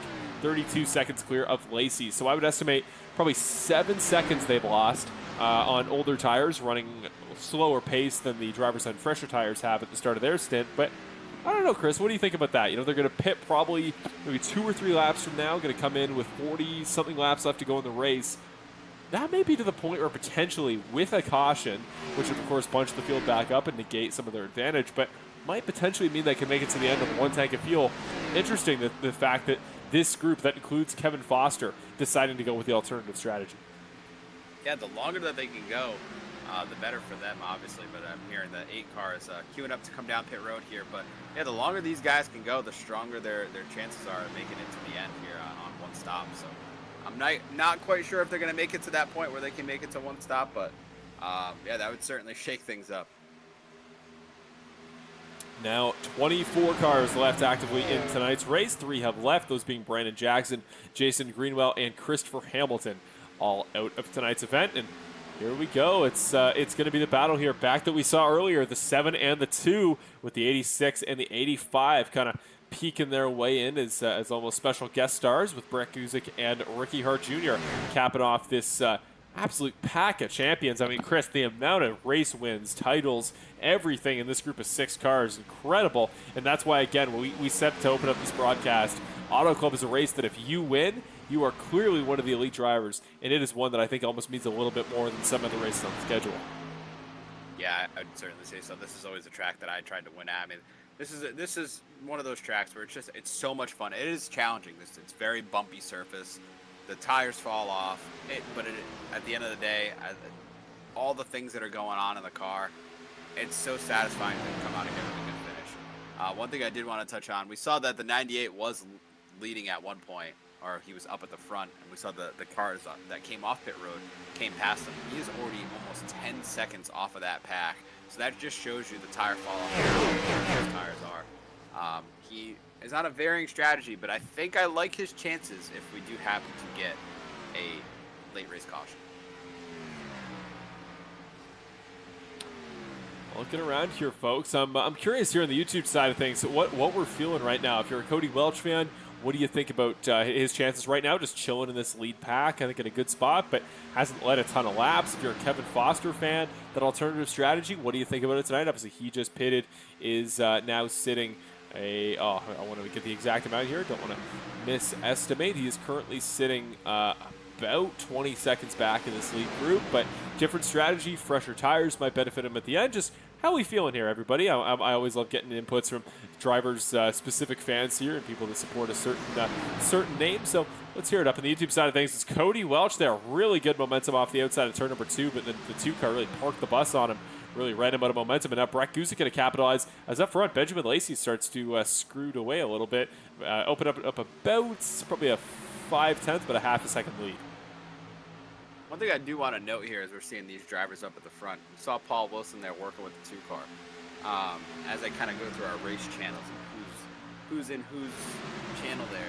Paul Wilson's actually in GFR's racing room, so I don't know if this is a newer thing because Paul Wilson actually wasn't technically assigned to a team, team up with other members of the league. So this could be something here as we're looking at the lead pack. We have the 85 and the 7 that are teammates. We have the 04 and the 98 that are teammates. Obviously, they're a little bit separated, but then we have the 2, the 86, and the 1 all up in this front pack. So who's going to work with each other at the end of the race? Who's going to be friendly to each other? That's all very important as we come to the closing laps. Yeah, I wouldn't at all be opposed to a good old-fashioned GFR versus 785 showdown here towards the end. And I guess, honorable mention to BC SimSport, but really, as you mentioned there, currently just Brett Guzik here competitive in this front pack. As here we go, that front group, the guys who were waiting really long for that pit stop, going to have to go 40 laps to the end. It's going to be Yancey, Ramos, and Eldridge exiting off pit road as we speak. And they will indeed need a caution in order to make it on one stop, and even with that, they might need 2 in order to stretch that enough. So I'm still thinking they're going to probably have to do a 2-stop, but if this goes green all the way to the end, all they need is a splash of fuel compared to some of these other guys. Something a little bit different here. Going to go to a quick crank it up here. Just really get a sense of the speed here at Auto Club Speedway, especially from this front pack, and just show you how close the racing is. I mean, obviously on TV, normally you'd pump up your speakers, put your subwoofer up to max, but here on YouTube, we're just going to give you the beautiful sounds of these race cars as they head through turn number 2, but we'll keep you posted, keep giving you info here as really that second pack is starting to form up to Trey Ellis all the way back to, trying to tell who's at the end of this group here. The 4 car now currently sitting in 10th position, and then I think it's about 3 seconds back between him and Dawson Guzik there, currently sitting in 15th. So definitely 2 very defined groups here, maybe. 2 plus Connor Gibson, who kind of finds himself in no man's land. Right now, that number 31 car sits in 7th with nobody in front of or behind him. And more than likely, I'd imagine, Chris, with that group of cars all bunched up behind, they're probably going to start reeling him in here soon. Yeah, as long as they can kind of be cordial with each other and work together, they'll be able to make up some ground. But if they race each other side by side, you're never going to see that work. But yeah, I mean, I'd like to see this kind of form up into a 10-15 car pack. That'd be super fun to watch and have these guys battle back and forth. But as of right now, this lead pack of about 6 cars is the talk of the show. Just a really good question here in the YouTube side of things. Who has the fastest lap of the night? And that is a 2-way tie. We talked about one of the drivers with the fastest lap earlier, that being Sean Britt, driver of the number 98, has a 40.03 second lap, and exact same time for Nick Nickerson. The 2 car also ran a 40.03 second lap to start off this stint. So a couple of guys showing that top of the line pace, and a lot of others haven't even touched their way into the 40.2s. Brett Guzik's fastest lap of the race right now is a 40.39. So almost 4/10 slower for the fastest lap. But again, a lot of that doesn't come down to necessarily personal pace. A lot of that's just your ability to sit in the draft. In some laps, you'll be way down the road, but still within slipstream range. And then by the end of the lap, you've made up 5/10. So not totally emblematic of how fast these guys are, but definitely a good indicator of who knows how to ride the drafts well. Connor Gibson as well ran a really, really good time earlier, but obviously, like we just mentioned, not in a great spot for drafts right now as he's kind of in no man's land, currently sitting in 7th. Yeah, to me, it's quite interesting to see these guys still using the bottom. I thought the top would be more effective here as the run went on, but they're still consistently using the bottom all the way around the track. And I mean, I think you can speak from the open wheel stuff. You're probably going to stick towards the bottom of the track with all that extra added downforce on those cars. But here in the stock car world, I think the top of the track it would, usually be a little bit quicker towards the end of the run. So it's a little surprising to me to see them hooking around the bottom here, but we'll see if they end up migrating up towards the top. Yeah, definitely with the Indy cars, it's really a different track, but very similar in the overall strategy. Where with an Indy car, you're putting it as wide to the outside of the wall, hitting the apex as you can. You want to be right to the outside, turning it as late as possible into the corner, and then trying to literally put a tire on the white line on the apex through the corners, and then letting the car really wash up to the outside, especially here in an open-wheel race car. Turn number 3 and 4 here, the one the drivers are coming through right now. One of my favorites in the entire service. Just slide into that perfect groove here as Benjamin Lacey's going to, I think, get a slide up towards it here. That groove on the outside of the racetrack. There's Nick, comes in contact with it. 2-car absolutely lambastes the outside wall here off of turn number 4. Holy cow. Brett Guzik going to capitalize here. Cody Welch might go with him. But yeah, that is not what you want to do. But with the open wheel race cars, that's exactly it. It's a game of chicken with the outside wall, and the driver's able to cut it closest and get the most risky is often the one who's fastest there. But holy cow, big moment there for Nick, and he's going to lose that spot to Cody Welch. Crucial mistake there for the number 2 car. Yeah, we're going to have to keep our eye on that. There's been a couple times here where you can get away with hitting the wall just enough and it won't actually affect the car, but you'd be surprised with how much contact you make with the wall. I didn't quite catch how much contact you made with the wall, but it can really, really affect the car, especially if you messed up the right side of that car. The aerodynamics just do not agree with it. You rely on it so much in these corners, and you'll just feel like you're standing still on this track. So we'll have to keep an eye on the 2 car, how that affects it throughout the rest of the race. Definitely saw some smoke come off the wall at the very least, so definitely isn't going to make the car faster, I wouldn't imagine. Yeah, he's really starting to lose that gap now. He's fully up to 4/10 between himself and Cody Welch there for 3rd, and then Cody starting to group up here with Brett Guzik and Benjamin Lacey. So I think heading here into the last kind of stanza, the last act of our story here, as we get ready for the final green flag caution, or not green flag caution, what am I saying? Green flag pit stop here, and within probably about 10 laps time, I think that will really tell us, okay, whoever is in that lead pack by the time we take that pit stop, that's going to be your list of contenders for the win here. I think right now it's looking like that top 3, unless Nickerson's car isn't as bad as we think, or if Paul Wilson and Ricky Hart Jr. can kind of leapfrog or climb the ladder up towards this top group once again. Yeah, we're getting closer and closer to that pit stop, and I know these guys they're on that borderline of, can I save a little bit? Can I stretch it just a little bit longer? I wouldn't be surprised to see if some of these guys are actually clutching it in the middle of the corners to try and save a little bit of fuel. But I mean, if you can make it to around a lap 100, you're pretty solid, even if you're running flat out to make it all the way to the end. So we'll see who can make it and who can't, but I think it's going to be tight all the way to the end. Here comes the 85 car trying to join his teammate. 785 Racing once again up front here. 7 of Benjamin Lacey and the 85 car of Cody Welch going to go back to the front of the field. Brett Guzik just didn't have the momentum there off of turn number 4. Cody will get him off of turn number 2. And now here we go, back up to the front. It's a 2-horse race and 2 guys that you got to think really, really want this one, even if they aren't necessarily racing for playoff spots, because of course they are comfortably locked in. But Benjamin Lacey, the hometown driver, Cody Welch, well, the story for him speaks for itself. Yeah, as much as their teammates, I almost wonder. No, if I'm putting myself in the car, I was just thinking to myself, you think the 7 car would pull over for the 85? Oh, no chance. Absolutely not. Absolutely not. This is his house. This is like Jimmy Johnson at Dover or something like that. I mean, he's so good here, and he wants to keep stacking up the wins. But I was trying to think of the good storyline. But we still have a ton of racing to go. Who's to say the 7 car is leading at the end of this thing? So, yeah, these 2 guys have been the class of the field. These 2 teammates have been consistently with each other. I know the 85 just got back to the 7, but for the most of the race, they've been right next to each other, 1 and 2. So they've obviously got something figured out tonight. Let's see if they can put it all together. Definitely not going to give him a free spot, though. I will say, I mean, as far as racing him clean, if you want a driver that's going to give you a fair shot and isn't going to bump you out of the way, I'd say your teammate, pretty good chance that he's going to give him a fair fight here towards the end, if indeed they are the 2 fighting for it. But don't, again, count out Brett Guzik here. He's kind of been the quiet name all throughout the race tonight. The 04 car, always quick. Obviously, another driver who comfortably punched his ticket to the playoffs a number of weeks ago. But yeah, you got to think Brett Guzik is like we talked about, just looking for a good finish tonight. Just looking to kind of get his momentum to segue him into the Roval next week. And I mean, again, he almost won a road course race this season on strategy. Wouldn't be surprised if he takes a good crack at it again next week. But yeah, we talked about it at the start of the broadcast. Chris just needs a good finish, and tonight only been in the top 5 the entire race for the most part, and now comfortably sitting in 3rd there. And even if he doesn't cap it off with a win and get, I believe that would be number 3 on the season, still would be extremely impressive just to see what he's been able to do as far as running that dominant race. And I don't think we've seen from the 04 car at least a few races, a few, maybe 4 or 5 this season. Because again, he's still got 2 wins this year. He's been extremely efficient. Yeah, I'll correct you there. He's actually got 3 wins. But yeah, oh, that's right.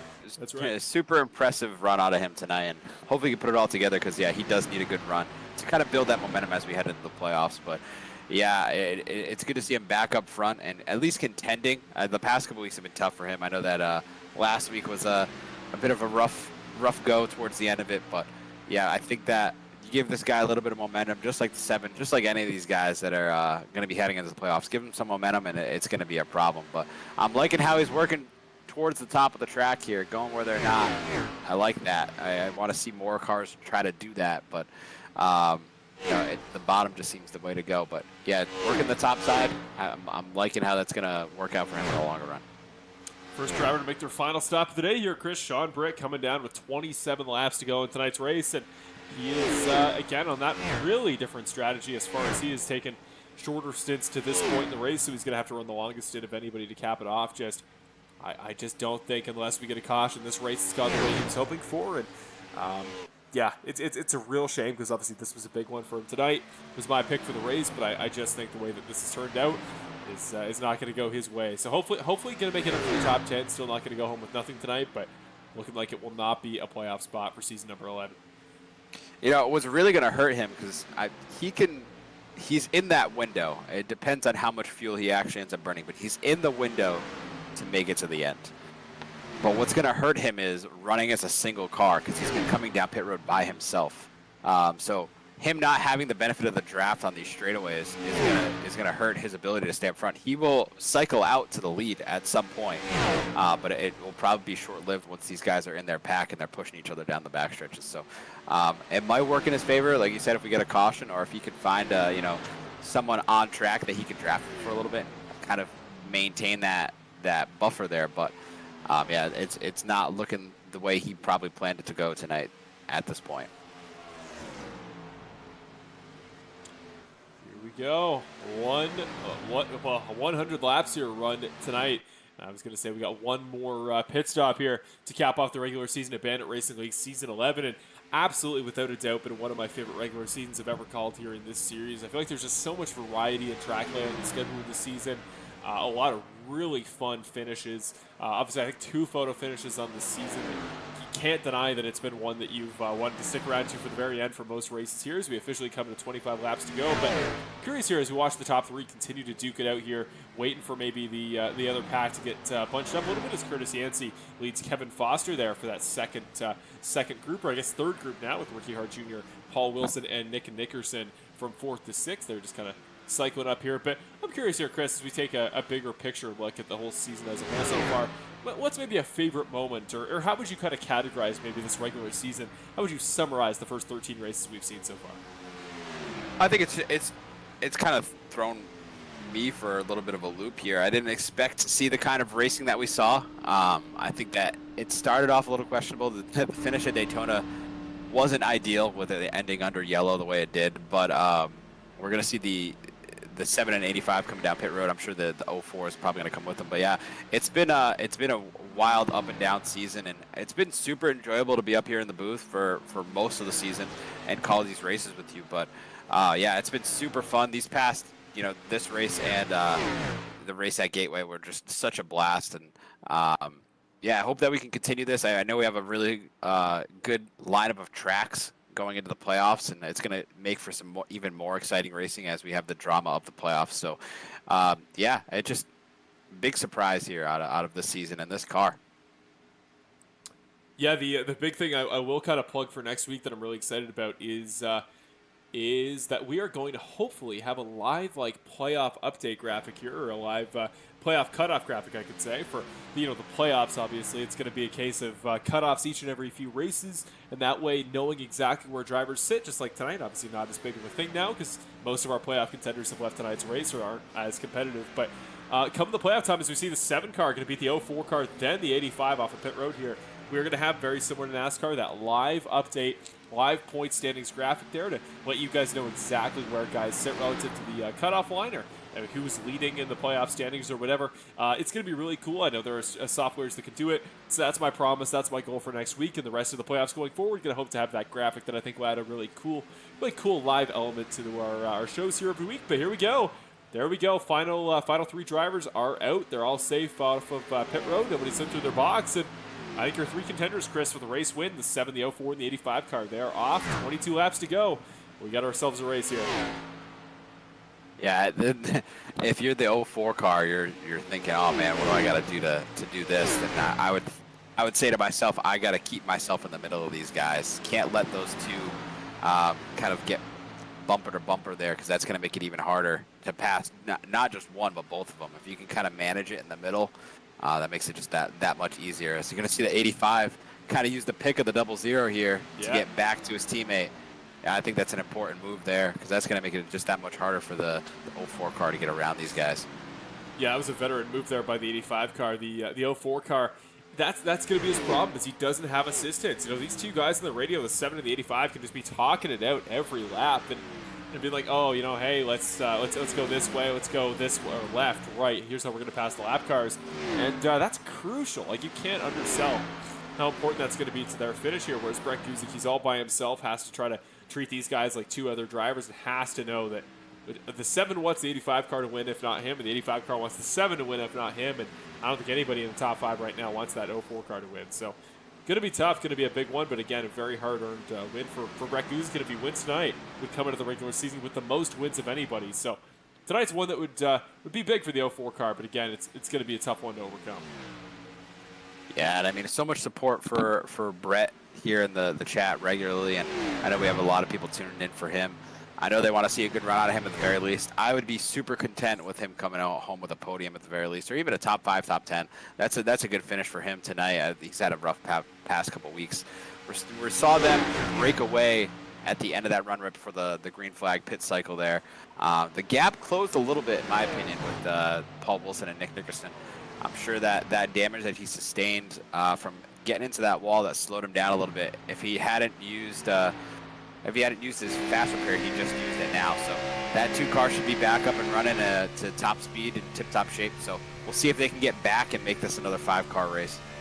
It's interesting. They're actually a lot closer. You're right, Chris. And they have the 00 of Jackson Knock again, who's really changing the complexion of this race, at least for the win, because he is going to be right in the middle, and I think will just barely give the 86 car the slipstream he needs to catch this front group and kind of serve as the ladder to bump these cars up to the front. So if like a Nick Nickerson or a Paul Wilson wins this race, this is going to be the pivotal moment that changed that all. So these are the races, or sorry, these are the laps, I should say, the 86 car really needs to get dialed in for. Yeah, and I'm curious here from your standpoint. I'd like getting the perspective of the open wheel side of things. When you're racing here, kind of like when I see, we just watched the Indy 500 this past weekend. They kind of just flip-flop. And see the 85 car get a little upset underneath the 10 of Matt Crockett. You saw them kind of just flip-flopping positions, using the draft to their advantage. The 85 car is going to take up peaks of the inside of the 7. 7's not kind of right at the bottom like he has been, but it looks like he's going to be able to hang on to that spot. But, just curious for your perspective as far as how long do you stay behind somebody before you try to make that move? I think I know from a stock car standpoint, but curious for your perspective from the open wheel side of things. Yeah, I would say it's. I think you want a few attempts. I think in my experience, or what we usually see in the Indy 500, you don't know how the dirty air is. You don't exactly know where your tires are at, because it's one thing to be sitting behind a driver and just not putting too much pressure on your tires versus trying to use them to make an offensive move. And I think it's a case of you don't want to take too many cracks, because obviously then you're burning up your tires relative to the guy in front of you. But you also just want practice. You want to take a shot and say, okay, maybe I'm not going to get the pass done this time, but I just want to take a peek, see, okay, if I were really to try here, would my tires hold up? Would they help me make the move? And that's a valuable insight to have, and that's why for Indy, sometimes we say, okay, let's poke it in front, let's put ourselves in the lead here, get some time out of the dirty area, because that's a big thing too in IndyCar. You know, you save tires by not running behind somebody else. So if you're like, okay, I'm good on fuel, then I'll take the lead. I'll save my tires. If I get worse on fuel, I'll tuck back in behind, put more pressure on the tires, less on the fuel. As Brett Guzik into the wall, caution will come out, and one of your main contenders finds himself looking the wrong way down the backstretch. What happened to Brett Guzik there? I heard him chiming up on the radio asking the 10 to give him some assistance. He was just kind of hanging on the outside of him, slowing him up. You saw him lose all that ground to the 2 leaders there from battling with the lap down car of the 10 there. So I don't know if that's some frustration or what. It looked like he tried to prematurely kind of get in line there in front of the 10 maybe, but not sure what kind of went on between those two. But yeah, definitely some frustrations out of that 04 car. Yeah, I mean, on paper you can't, can't judge the 10 car for trying to race. Yeah, it was a weird situation. We're gonna go to the butt kicker racing replay here. Watch the exact moment he kind of turns up. Yeah, he cleared himself there, Chris. He just said, "Okay, it's time to come up." But the 10 car was definitely still there. Annoying if you're the 04 car, and I get it, because you really got to push to keep up with that front group, but. Yeah, that's just a little bit premature on the part of the 04 car, and what it's going to mean is that again, that really good finish that we were expecting, and I think we both think that the 04 car needed isn't going to get it tonight. Only car at pit road is going to be Eddie Hagge, the 97, who was the only driver who hadn't pitted yet in the front of the field. I thought that the guys might come down. If you're somebody with tires left, I don't care where you are in the pack, I think you got to pit here, Chris, even if you're like Welch or Nickerson. So I'm going to assume no tires left for those guys if they're not coming down this time. Yeah, if you're staying out, you probably don't have tires left. But I like this. We're going to have a little shootout here. As much as I was enjoying seeing the 7 and the 85 car work together, they're probably going to get split up here unless they have 2 spectacular restarts. But I'm going to assume, I think that the 7 car has been taking the bottom here the past couple of restarts, but we're going to assume that the 7 car is going to go to the bottom, the 85 car to the top, and that would leave, I believe, the 2 car starting behind the 7. So I'm thinking that we're fixing to see these guys separate. That's just going to shake everything up. I mean, you don't have the security of having your teammate behind you to not only block the guy, but all right, man, we're going to ride here until the last 2 laps, and then we're going to race for this thing. So yeah, this is going to be once again an exciting finish, and I have to plug my man. We haven't said it in a little while here. I don't think we said it once this race, no. But cautions do in fact breed cautions. So this could change everything right here. This could change someone's season. Big benefit for that 98 car. It puts him right back in contention. Yeah, shout out Evan Wall as always for the old adage there. Cautions breed cautions. Yeah, we're going to go back probably 11 laps to go, I would say, under green, and I think that the last guy that wanted to see this was Benjamin Lacey, because I think if you're the 7 and the 85, you had a comfortable 2-second buffer to Wilson and Nickerson. I think you'd much rather just Brett contending with you guys than the entirety of the field now. I think this is about the worst way this could have shaken out there for the number 7 car, but I don't know. I feel like Benjamin Lacey, he used to go by the adage, the closer. That's what I used to call him. I called him the closer, comparing him to Kevin Harvick. Actually going to go green this lap, so going to be 12 to go to the finish. But I used to call him the closer in this series because he's always good in these positions. If he's just leading on the last restart, he usually just pulls away and seals it. But I just don't think you can do that here, Chris, at Auto Club. Obviously the slipstream so impactful there on these longer, wide open straightaways. I'm just so curious, man. Again, Cody Welch in that good spot, in contention. The 2 car always seems to be just around now. He's not usually leading on the last restart, but he's in the top 5. And the 2 wild cards here, Paul Wilson and Benny Hogan. Benny Hogan we barely talked about at all, but has been quick. And I'm going to mention this here quickly, Chris. 3-lap newer tires than anybody else in the top 5.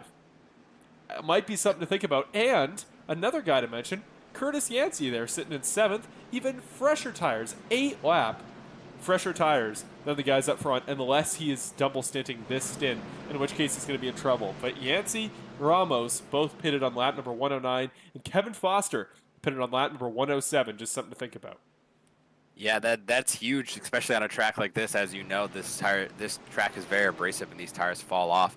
It's going to be really a matter of how aggressive do they get, how bad do these guys want the win as we see the 7 and the 85 come take the green flag? I mean, how bad do they want it? That's going to be the question here. Is the 7 car is going to get a restart? Not as well of a good of a restart as the 85 there with the 86 Oliver's back bumper. Here we go, folks. 12 to go here at Auto Club. The Film in the Wild, 125. We are in a good position here. Lacey, Welch, Nickerson, Wilson, Hogan, your top 5. Somebody on the outside there just really didn't get going. It was Connor Gibson, I think, who is on older tires, important to mention. So he's just going to wash up and let the rest of the guys scooch right on by. But there we go. The front 2, the teammates are in the spot they want to be in, but Wilson is right behind them. And again, fresher tires by 3 laps. Oh, and into Hogan goes Wilson. The 5 car going to tap the outside wall. We stay green. Can everybody move around, get by? The 2 car gets a great run. Or sorry, that's Michael Ramos there off of turn number 3. Really good run up into 3rd. And don't forget, Michael Ramos is fast right now. And I don't believe he has ever won a race in the Bandit Racing League. This could be a big night for him as well. This could be in his return night to the league here after having some time off, but that little contact there really bunched everybody up behind him, and that's what the 7 and the 85 car want to see. Just keep clicking these laps off, get to that white flag, and try to finish this thing off without another caution. They did everything they had to do to keep themselves together, but the 27 car is going to insert himself in the conversation, and here comes Kevin Foster. Yeah, Kevin Foster. Where did the 8 car come from? Lap number 107, he pitted. He's now in contention, and I think Ramos might take a shot at the 85 car here. Might get both the 7 and the 85 in the third number 1. I think those new tires we talked about earlier, just putting yourself in the best situation at the end of the race, that's the best thing you can do. And both these guys in better situations than the 85 and the 7. This could be crucial in the last 10 laps. Look at this 8 car right now, absolutely flying on the outside. I think he's going to take a look to the inside here if he can. Not quite, but this 8 car is on absolute rails.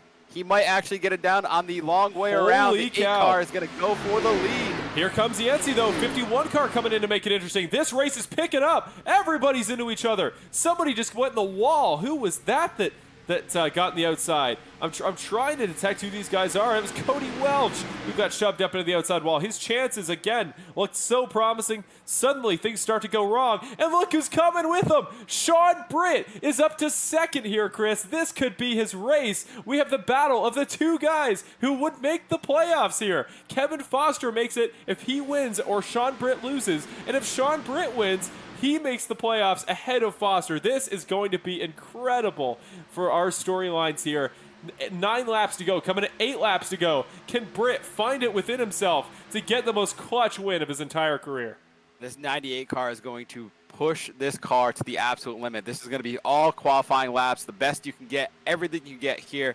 I can't believe that he's rebounded to this point after being all the way at the end of that strategy, not working quite out the way he wanted. And the 8 car of Kevin Foster was sitting in the back end of the teens there, almost in the top, barely out of the top 20. So, I mean, these guys have rebounded, and here they are at the late stages of the race, leading this thing. This is incredible here. Now, at 7 laps to go, we're coming up to Sean Britt. We counted him out. I counted him out. I thought, okay, the strategy didn't work his way tonight, didn't put himself in that good spot. This is over. No, it is not. He's getting a monster push here from Curtis Yancey. The 98 car is going to be on rails. He's going to try it. Can he get the move done underneath? He got a little bit too overzealous earlier. Can he be patient here and just get it done? Kevin Foster as well. He knows this is for his championship. He knows this is for his season. They wreck. The 98 car. Gonna tap them. There he is. I was just saying, you can't get too overzealous. And that's exactly what happens. The 98 car.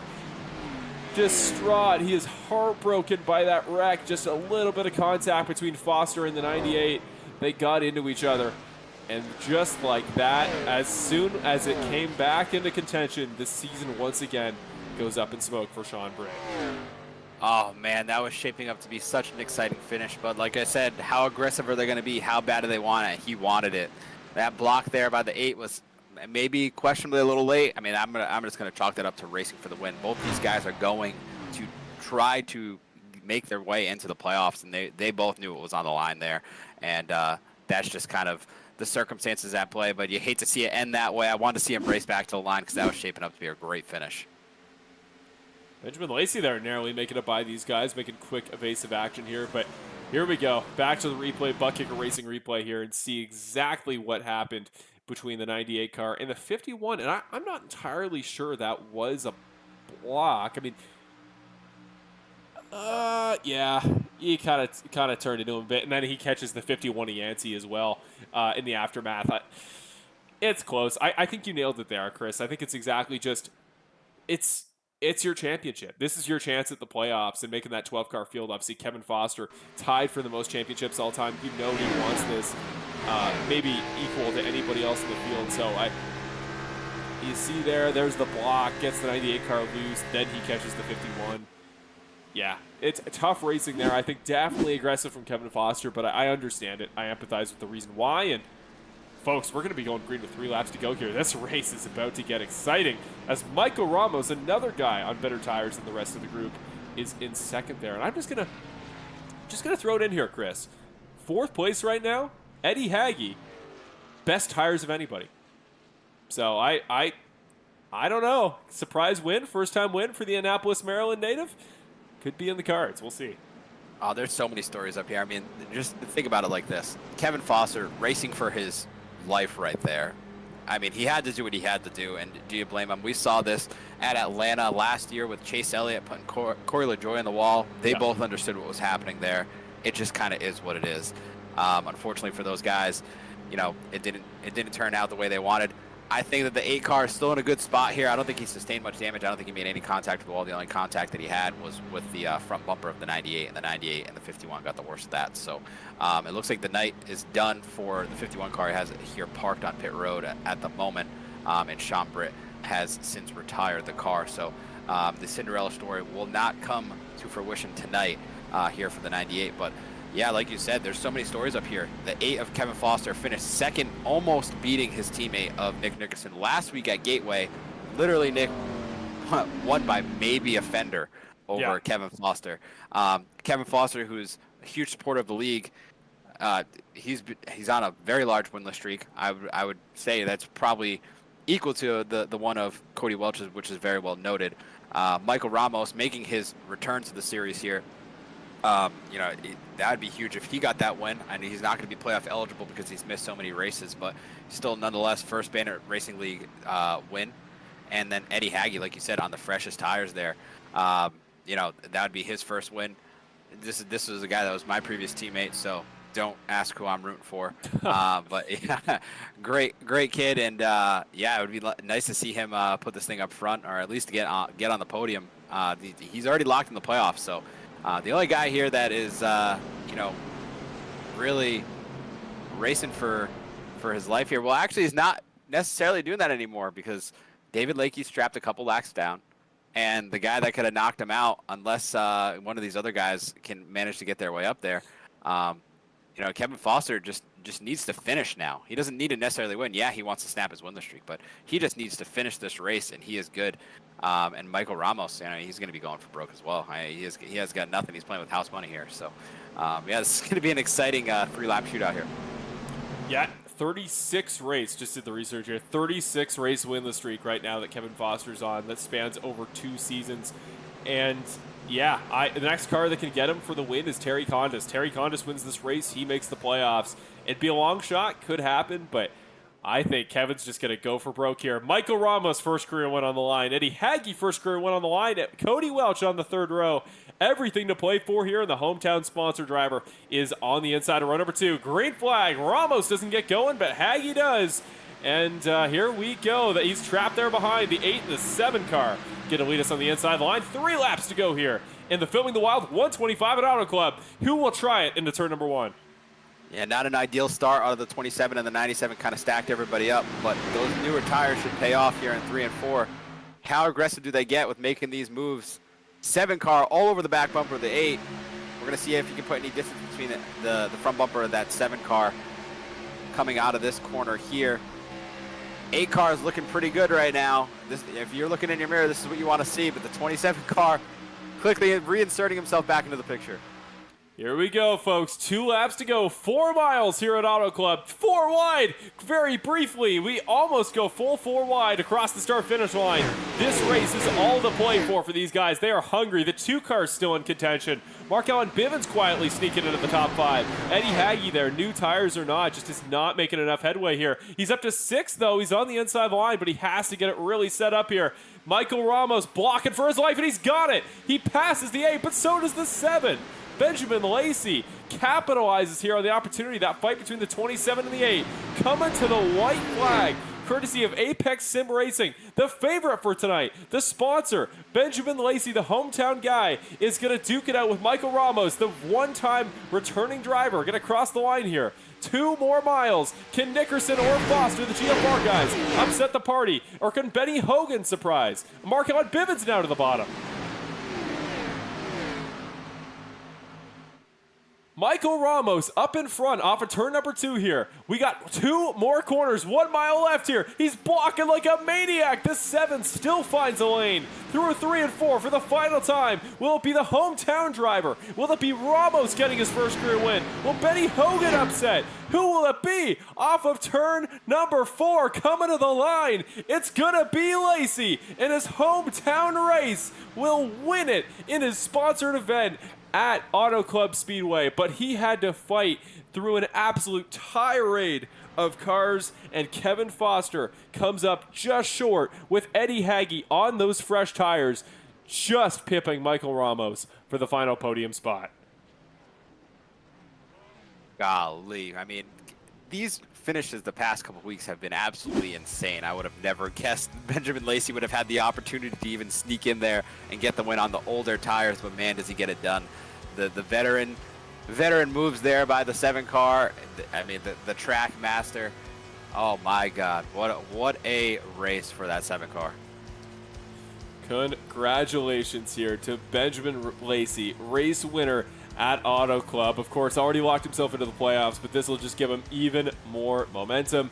And again, the Redlands, California native home track lives 20 minutes down the road, and now time for those slick burnouts here for a guy that, again, you know this one means a little bit extra to him. Tonight's race sponsor on behalf of Filming the Wild, great that he'll get a chance to personally support his sponsor as he is putting them in victory lane here tonight. I believe 3rd on the season for Benjamin Lacey, ties him for the series lead alongside Brett Guzik and Nick Nickerson, 2 of, you gotta think, his title rivals here for season number 11.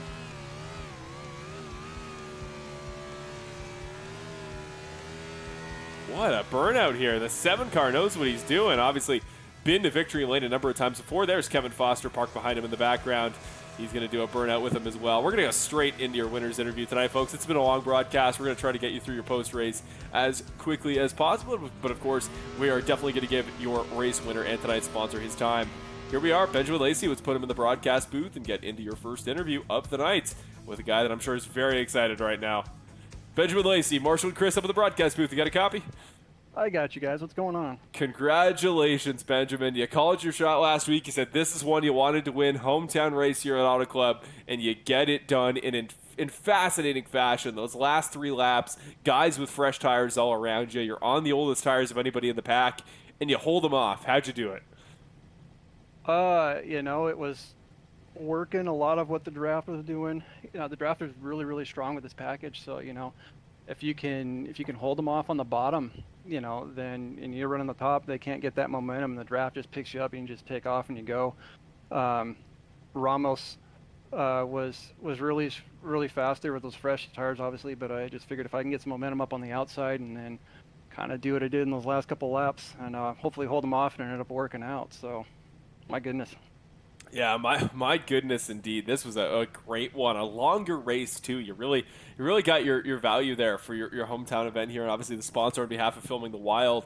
And just that longer race, what affected that play? You know, the bigger strategy, I think, was making the guys more patient, knowing it was more of a long-term marathon than a sprint. And you and your teammate Cody Welch there were just kind of settling in until that last caution. How did that shake you up? And is there a caution this season you've been more annoyed to see than the one that came out there towards the end? Yeah, I feel like that one at the end was kind of a little uncalled for, to be honest. I didn't see what happened, but it just kind of seemed like there was a little unnecessary rough racing, I think that was kind of going on with some lapped cars. So I don't really know everything, full story there. I'm sure we'll find out later. But in my mind, when it's at that point of the race, like just be smart. But it ended up being able to recover from that. I knew the tires at that point were going to be kind of a big matter, and I don't know how I was able to hang up there, but was able to do it. Well, you were able to because of natural talent here, Benjamin. You're one of the best in the series. I know you always find a way. I used to call you the closer last season, and still very much a nickname I associate you with because you always find a way here in the last couple laps of these races. But this is a fun one. We talked about this at the start of the race about how Chris and I are like, I think this race, more than just for the cutoff for the playoff guys, I think this means a lot to the guys who are already locked in, is just builds momentum. You're the last guy to get a win in the regular season. You come into the playoffs arguably looking the best out of anybody. Would you say there's some truth to that? Is this race a little bit extra meaningful knowing what's coming next? And do you think this sends a message to the other guys of, hey, the 7 car's here and he's here to win that first career title?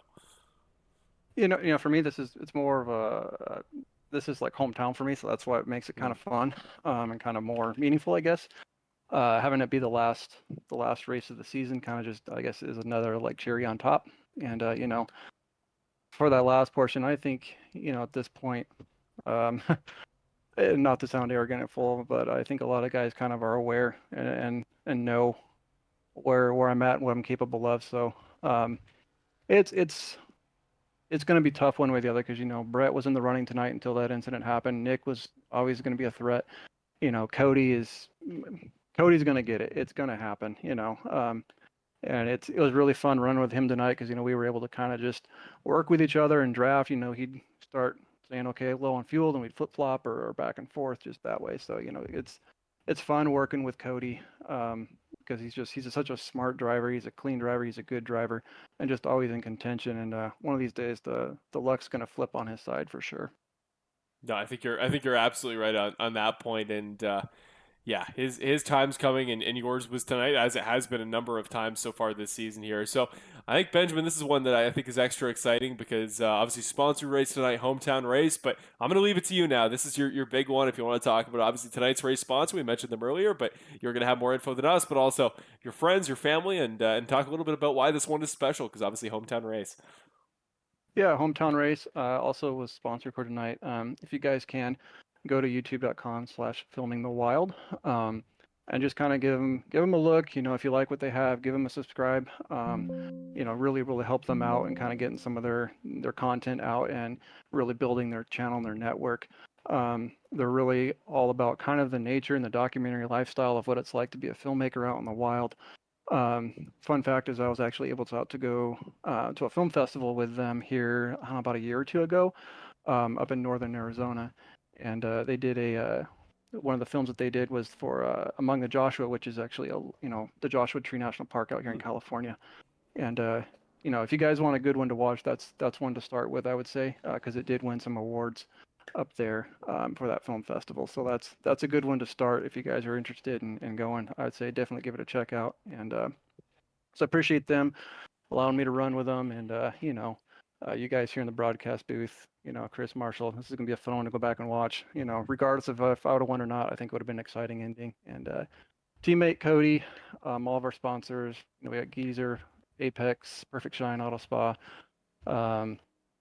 Moza, Sim Racer Hub, all of our sponsors. I think I'm probably forgetting a few, but appreciate them and the admins. And then I think my fiance might be watching because I just saw a text message from her. So she's watching. I love you and can't wait to see you.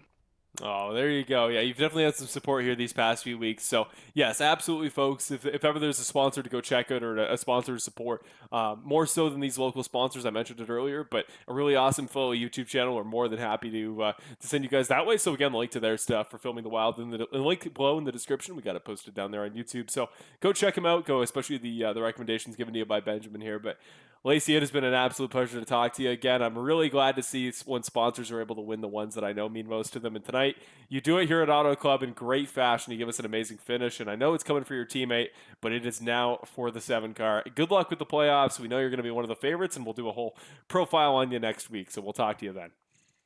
Thanks, guys. Amazing.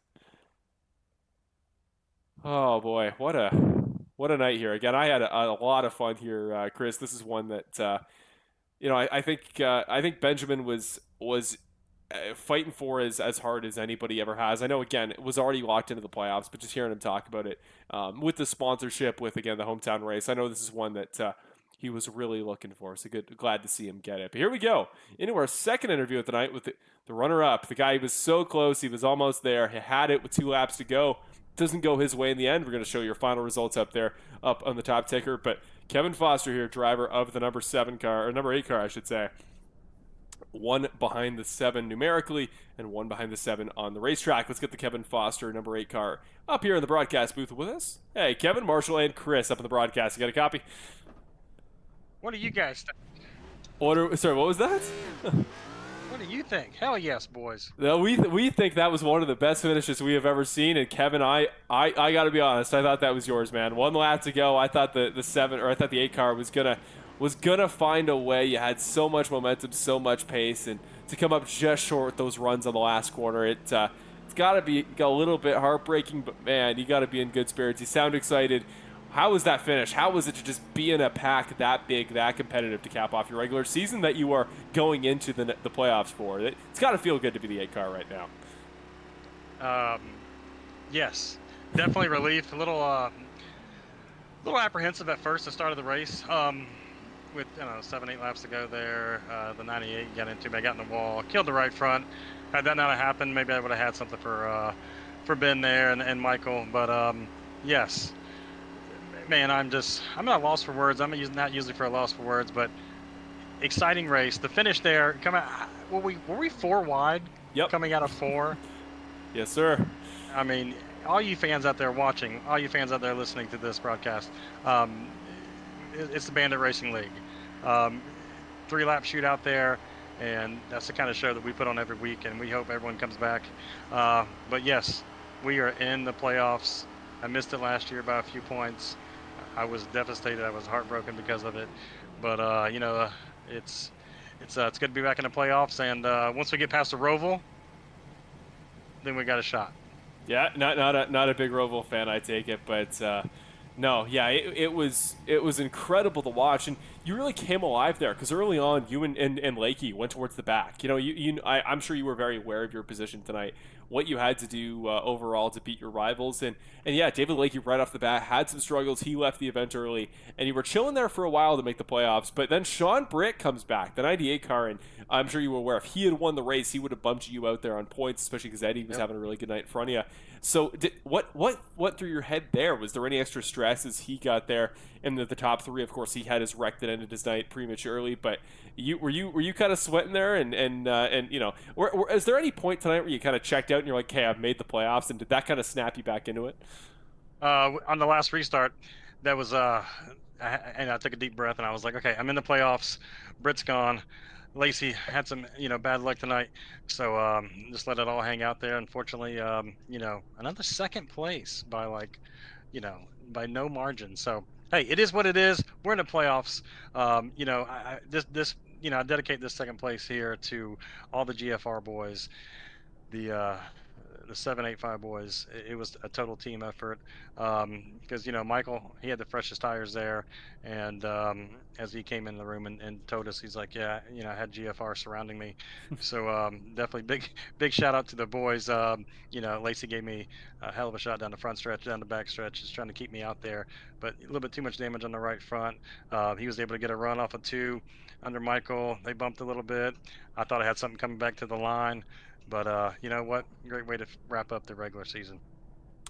Absolutely. Yeah, to make it in off a second place. Again, you've had a couple podiums here. Obviously, the second place last week, I think, was even more notable, that photo finish with your teammate. But, Kevin, you're talking about the heartbreak of last season, how close you came, how it was heartbreaking not to make it, not to be in contention. Obviously, 12-car pack here for this year's playoffs. Really competitive group. 4 races before you head to the 8-car cutoff, and just... Are you feeling something different this year? Because I feel like, 2-time champion this year, you got some pedigree to you, and you've really started to live up to it, especially these last few races. You've looked great. So do you come in with a little bit more swagger this year than maybe you would have last year? Like, do you almost feel more confident than if you'd made the playoffs there in season number 10? Oh, absolutely. little more hunger this year, a little more drive. But the main thing is, focus. New sim rig here. I got a couple weeks ago, so maybe that could be a big difference. And leaning on my teammates, with pit strategies and lines, and just absorbing all the knowledge that those guys provide to me each and every week, and just getting on the wheel. And seems like lately I got some great momentum, and have a flair for the dramatic there that last closing lap. So I'm happy. Let's go. Yes, sir. Well, Kevin, congratulations, my man. Playoffs in style. You're going to join the rest of your teammates. All 4 GFR cars make it this year, so congratulations for that. But you know the deal. If you got any sponsors for the team or yourself you want to mention, any fans watching at home, anything you want to say, now's your chance. Thank you to all the friends and family out there watching. My wife, mother, my little brother, thank you. Big shout out to all the men and women of Clutch Automotive. It's the first win for Clutch Automotive is coming sooner rather than later. And, I couldn't do it without those guys. Big Red Propane, love you guys. Swing of the Otsos on Ricky's car, Vance Auto Parts, VIP Glass, XL Parts, all the men and women that just help us, throughout the year, and a little bit of donations here and there, and it goes a long way, and makes what we do just that much more special. And we need to park it in victory lane for everyone, and that'll be the final chapter of this season. So that's what we're going to do. Well, on behalf of both you and Cody, I hope these playoffs is as fruitful for those looking for those wins. But yes, sir, Kevin, it's been a pleasure to talk to you. Go enjoy the rest of those burnouts, and we will see you next week come playoff time. Absolutely, guys. Thank you, guys. And then, you guys are the #1 broadcaster out there, so thank you. And we're going to burn it down, and I'll talk to you guys next week. Yes, sir. We will talk to you then. Thanks, Kevin. Awesome. Congratulations there. Kevin Foster's going to finish up his burnouts, but what a night, what a performance, and he just seems psyched. I'm so happy to see it. We're just going to set up, Eddie Haggie's got, I believe, Skype set up here, so just going to throw it to you here, Chris. Your two-time champ makes the playoffs, and though he may be the 12th seed, I think just the similar way that the Miami Heat in the NBA are in the finals as the 8th seed, I think Kevin Foster is he's going to punch a little bit above his weight. I think that's the best 12 seed we've ever seen here in the Bandit Racing League. Yeah, I mean, how give somebody momentum? This guy has all the momentum right now. I know that Lacey just won this race, and he's had some really strong performances, but back-to-back second places. I think that was his 3rd podium of the season. Kevin Foster's red hot right now, and it's good to see, get him back to his regular form there and running up front. So it's good to see him back. I love hearing his voice up here in the broadcast booth when we're interviewing him for the podium.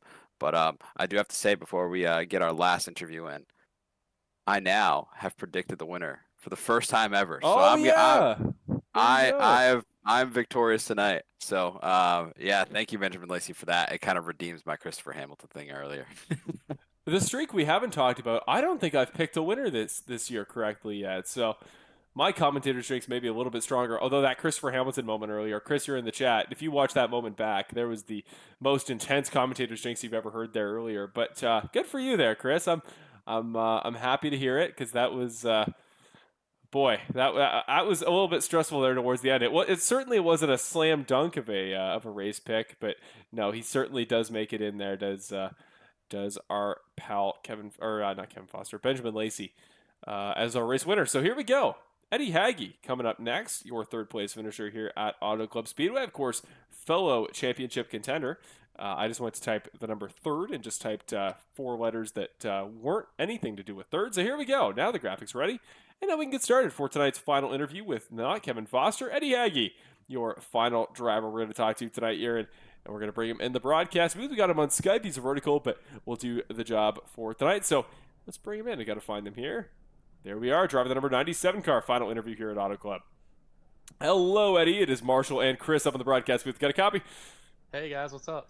Welcome back, Eddie. It's been a little while. You've been in the Bandit podium before. You've had your great performances, but tonight was special, and it was almost a race win. We talked about the strategy was going to be important, putting yourself in a good spot at the end, putting yourself on good tires, and you found a way to be on the freshest tires at the end, and I think you almost got it done. It looked like you were a little bit held up by traffic. Just what was it that cost you those final 2 spots in the last run? Yeah, well, I was lucky to be there in the first place. I was about 100 feet from the pick cone right when the caution came out, so for all my complaining about strategy, that was lucky.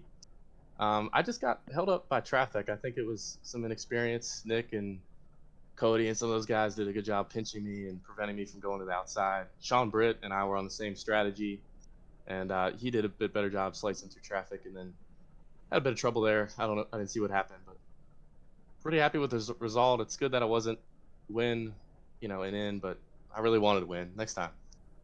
Yeah, next time I'm sure it's going to be in the cards because you've had a really great season here overall. Go right into the big picture because again you were a Bandit Racing League playoff driver for season number 11, and that is prestigious this year. There are some big names, namely Sean Britt, that do not make it in this year, and you're the number 10 seed. You passed Jackson Knock actually in the points tonight, so you go in the top 10. So even if the cutoff is a little bit slimmer, you would have made it. But just that 97 car has been quietly running top 7, top 8 easily every night all year. Just looking at your stats here right now, 8 top 10s. That's more than Brett Kuzik, for gosh sake. Like you've really run well. And what do you think it's going to take to make that next step? 12 drivers in right now. You're the 10 seed, and then we cut it down to 8, and that means you're beating one of Nickerson, Yancey, Hart, Hamilton, Lacey, Welch, Guzik, and like a Bivens or a Foster or a Connor Gibson. There's some big names. What's that next step? What do you think you can do to make that 97 car top 8 eligible and maybe even championship eligible? Well, we got to have the raw speed. I mean, today got lucky on strategy. I thought we had the speed in qualifying, got in a bunch of accidents. I think Connor Gibson, the 31 car, and I have been racing a lot. I think he's 5th or 6th in points. I think we're kind of on par, so if we can do a better job at really executing and having that raw speed and not getting in stupid accidents or, caught in bad strategy, I think we can make the round to 8 and we'll see where we go, certainly round to 12, I don't know if it's winning in, but it's a couple good 1.5 miles and then, Talladega's a good track for us. So I'm looking forward to it. I think we can do it. Yeah, that's what I love to hear. You've got somebody in the YouTube chat. They're very excited, or not the YouTube, the Discord chat. They're very excited for you. So definitely, this is one that people are excited for. People are excited to see somebody new there on the podium and a really good run, and just maybe to give you a little bit more information to the people at home because you're one of the newer podium sitters this season. So maybe give a little bit of information about yourself. Obviously, we know you're from Annapolis. We know that much, and we know you got a pretty good paint scheme that did good tonight. But what's maybe some information you want to know about yourself, and what sort of tracks do you think we should watch out for the 97 car at? Yeah, I'm a student at South Carolina, University of South Carolina. Probably in the younger side of the league for sure. I don't have racing experience. My family, isn't a big racing family. It's kind of my own little hobby, and I love it. I don't have the greatest rig, but I really enjoy getting into iRacing. And we have great competitors to race with. And I'm just kind of a typical formerly teenage, now I'm 20 guy, but a lot of enjoyment in other sports. But you wouldn't maybe expect me if you knew me to really be into racing, but I love it. Yeah. Well, Eddie, from a 20-year-old man who also races with a Logitech G29 clamped to a desk, I personally relate to you quite a bit. So it's good to see you succeed. And I think I was going to say you're the youngest driver in this year's playoffs, but that could not be further from the truth. This is a really young cast we got this year. Yourself, Bivens, Knock, and Gibson, and Christopher Hamilton. I think 5 drivers there got to be under 21 each. So you and the young guys really making it work this season. You're fighting hard, and you're in the playoffs as a result. So podium tonight here at Auto Club, great momentum to start us off, and as a result, you get a podium post-race speech. If you got any friends and family you want to mention, sponsors, anything like that, now's your chance. Yeah, I race for Magathy HR Consulting, sponsored race a year pretty much, and that's my mom's company. It's a great company. I'm really proud to carry the colors. I'm thankful to my parents for helping me get started. iRacing, everything's expensive, so that was a great help. I'm thankful you and Chris do a great job. We miss Chris at Brit Racing, but you guys do a great job in the booth, and I have a great teammates. I mean, Brett and all those guys were coaching me through. All my Brit Racing teammates, love them, and Bill puts on a great show. We got great racers, and I couldn't be happier to be in the Bandit Racing League. Wednesdays are such a highlight of my week, and I'm just really thankful. Chris, you got any final thoughts here? I know you're up here in the broadcast booth. You got any thoughts for former teammate? Yeah, just congratulations, man. I know it's been a long time coming. So close to that win, but yeah, dude, it was just heck of a drive, and glad to see you're finally up here in the broadcast booth with us on the right side of things. Yeah, right. Me too. Hopefully, we're talking a little bit more, and next time we're going up the podium. Oh, let's plan on it. Yes, sir. That's what I love to hear. Thank you as always, Eddie. Well, again, we're going to do a bit of a recap for the guys before the race next week. So we'll talk plenty about you for the playoffs, and I can't wait to see what you do. Thanks, guys. You take it easy. Yeah, you too. There we go. Eddie Hagge, your final interview for the night.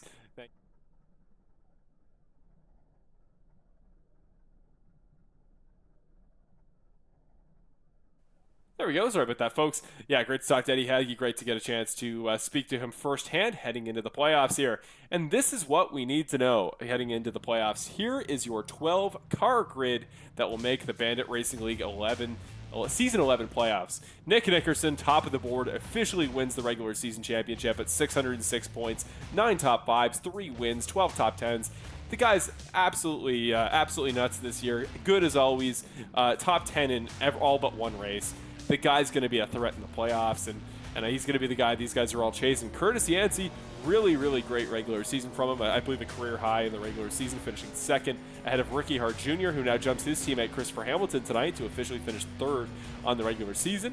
Don't mind the win there for Christopher Hamilton on the Sim Racer Hub side of things. It's a scoring thing from a previous race, but still waiting for that first career win for Christopher Hamilton. He's fourth, though. What a year for Christopher Hamilton. Same with Connor Gibson. Those two drivers, both winless this year, but both not without their fair share of almost wins and really great races. Actually incredible here, Chris. I just want to point this out before I finish off the order. I didn't know this for a fact, but Connor Gibson is fifth in points, almost in contention for the top 3 in the playoff points. Not a single top 5 this season. That is crazy to me. That amount of consistency without a top 5 is. Have you ever seen anything like that? That is a really good statistic there, and I think that has to go along with his incident points per race as well. He's keeping his car clean, he's staying up front, and just really consistent. You know, you think about a couple drivers that have been super consistent all season long. It's been the 51 car of Curtis Yancey, the 15 car of Christopher Hamilton, and the 31 car of Connor Gibson. Super consistent, just really clean races, and that's what you need, right? And he just needs to continue doing that. He could find himself fighting for the championship. I couldn't agree more, and he's actually ahead of today's winner, a 2-time winner this season, Benjamin Lacey. Just what a year for him. He finishes with 518 points, narrowly actually passes his teammate Cody Welch, who remains 7th. So the 7th seed heading into our playoffs, 5 top 5s, a number of podiums, no wins again on that part of the sheet this season. He's ahead of Brett Guzik, who's a 3-time winner, where the consistency maybe wasn't so much there this season. But again, that 04 car he comes alive in the playoffs. That's why he's a former champion. Watch for him. Mark Allen Bivens, one of the best young drivers in the series. He's always getting better and better. He's got 2 top 5s this year, almost won a couple races. He is going to be a contender to make that top 8, most certainly, as along with Eddie Hagge, Jackson Knock, and Kevin Foster, 2 very young drivers, and one of the veterans of the series, 2-time champion Kevin Foster. That will be your official 12-car playoff grid come next week. Well, again, we're going to do a bit of a deep dive. We're going to look into each of those drivers and the seasons they've had so far prior to next week's broadcast, or kind of in the intro to next week's race at the Roval. But finally, we want to thank our series partners here. iRacing, the sim that puts this all on. Apex Sim Racing, your place for all things premier sim racing accessories. Use our link below and in the description if you want to get started in a variety of sim racing services such as iRacing, or if you want to join the Bandit Racing League yourself. Same in that vein with Moser Racing. I'm going to skip around here at the board a little bit. Moser Racing is your place for premier sim racing equipment as well, similar to wheels, things of that nature. Very premier products that are a little bit different to Apex Sim Racing. They kind of complement each other well. So go check out both sites if you're looking to get into racing, but genuinely premier sponsors. Really, really happy to be working with them. It's a really cool opportunity to be associated with such great names in sim racing. Same with Buckhaker as well. You know, premier seat shakers to really add that extra element to your sim, to really push the immersion above and beyond. And then finally, our personal broadcast sponsors. We got Track Camps Gourmets, our custom track camera provider. Go to their link in the description to use them for both commercial and personal use. Just make sure you get a broadcast license if that is what you intend to use the cameras for. EvanWallMedia.com, our custom sponsor provider. We thank, or not sponsor, graphic provider, I should say. Thank him for everything he does in this series and for his old adage of cautions breed cautions. Perfect Shine Auto Spa is always title partner of the series on behalf of GFR Racing. SimRacerHub.com, your place for the points in the Bandit Racing League and all updates related to stats. Their link is down below or on the BanditRacingLeague.com website. And finally, Geezer Authentics, your place for custom Bandit Racing League merchandise, such as the awesome new Cody Welsh merch or some of our Bandit Racing League swag in general. That'll about round us off here, Chris. I'm going to get your final thoughts here. That we're done. We're heading into the playoffs next week. We go to the Roval in just a week's time. What's on your mind? What are you looking forward to? And maybe do you have any hot takes or something like that come playoff time? Well, I'm just gonna say, what a awesome regular season we had. What a battle it was to get up into this point, and all 12 of those drivers that made it in, they certainly deserve it. They fought and clawed their way into the playoffs. Some of them, obviously, Kevin Foster, kind of making it in there right at the very end, almost contending for the win. Sean Britt gave himself a shot. So, it was just a great overall season. I love the way that we ended this with Gateway and Auto Club. I couldn't have picked two better tracks to kind of put back to back here to settle things out for the regular season. So, with that being said, super excited for the playoffs. Everybody that just made it in, those guys from 12th to 9th, they already got to reset and say, oh, well, now we got to fight again. So you have a couple races here to continue fighting for a championship, and it starts next week. So, with that being said, great to see everybody, that made it in. It was a great finish tonight. Once again, I think that every single race keeps on surprising me with the finishes. But to be expected here at the Bandit Racing League, we put on a great show. These drivers are so great at what they do. And I'll leave everybody with the same thing I leave with every week. Make sure you check us out on Instagram. Make sure you check us out on Facebook. There's going to be a lot of posts coming up with the playoffs. We'll keep you updated with the points. We'll keep you updated with the schedule and all things to do with the playoffs, as well as Bandit Racing League. So make sure you check us out there and stay updated. And one final time, thank you to everybody that stayed in the broadcast with us tonight. Much appreciated, sticking through the technical difficulties we had with the server. We had a pretty good turnout regardless, and hopefully you guys can keep watching here throughout the playoffs, and I hope that your driver ends up doing their best job and hopefully getting the championship for you guys this season. But thanks again, Marshall, for having me. This was another great race and a blast despite the difficulties, and I'm glad to say that I got the victory on you tonight as far as the race pick. You did. I'll try to get back at you next week. Going to the Roval, maybe we'll do a Don't Pick Nick special just to make it a little bit more competitive. But no, certainly always a pleasure, Chris. I had a really, really fun night. Thank you, absolutely, all you folks at home for working through the technical difficulties with us. It was hopefully it quickly resolved. Hopefully you guys all stuck around, and we had a really good turnout tonight. I was really happy with the engagement and everything that went on. You guys clearly had fun tonight, and so did we. So that'll cap it off for Marshall Crocker Jr. That is myself, Chris Ferreira, joining me up here in the booth. We thank you all, as always, for watching here on Wednesday night Bandit Racing League broadcasts. And next week, our 12 drivers start on that long road towards the championship. Charlotte Roval next week. We're back to the road courses, my personal favorite road course. Maybe we'll have something special cooked up just for that, but plenty to talk about next week. Be here live, 9 o'clock Eastern time on Wednesday night. We'll see you next week, folks. Have a great one, and that'll cap us off here for the Filming the Wild 125. I'm Marshall Crocker Jr. We will see you all very soon.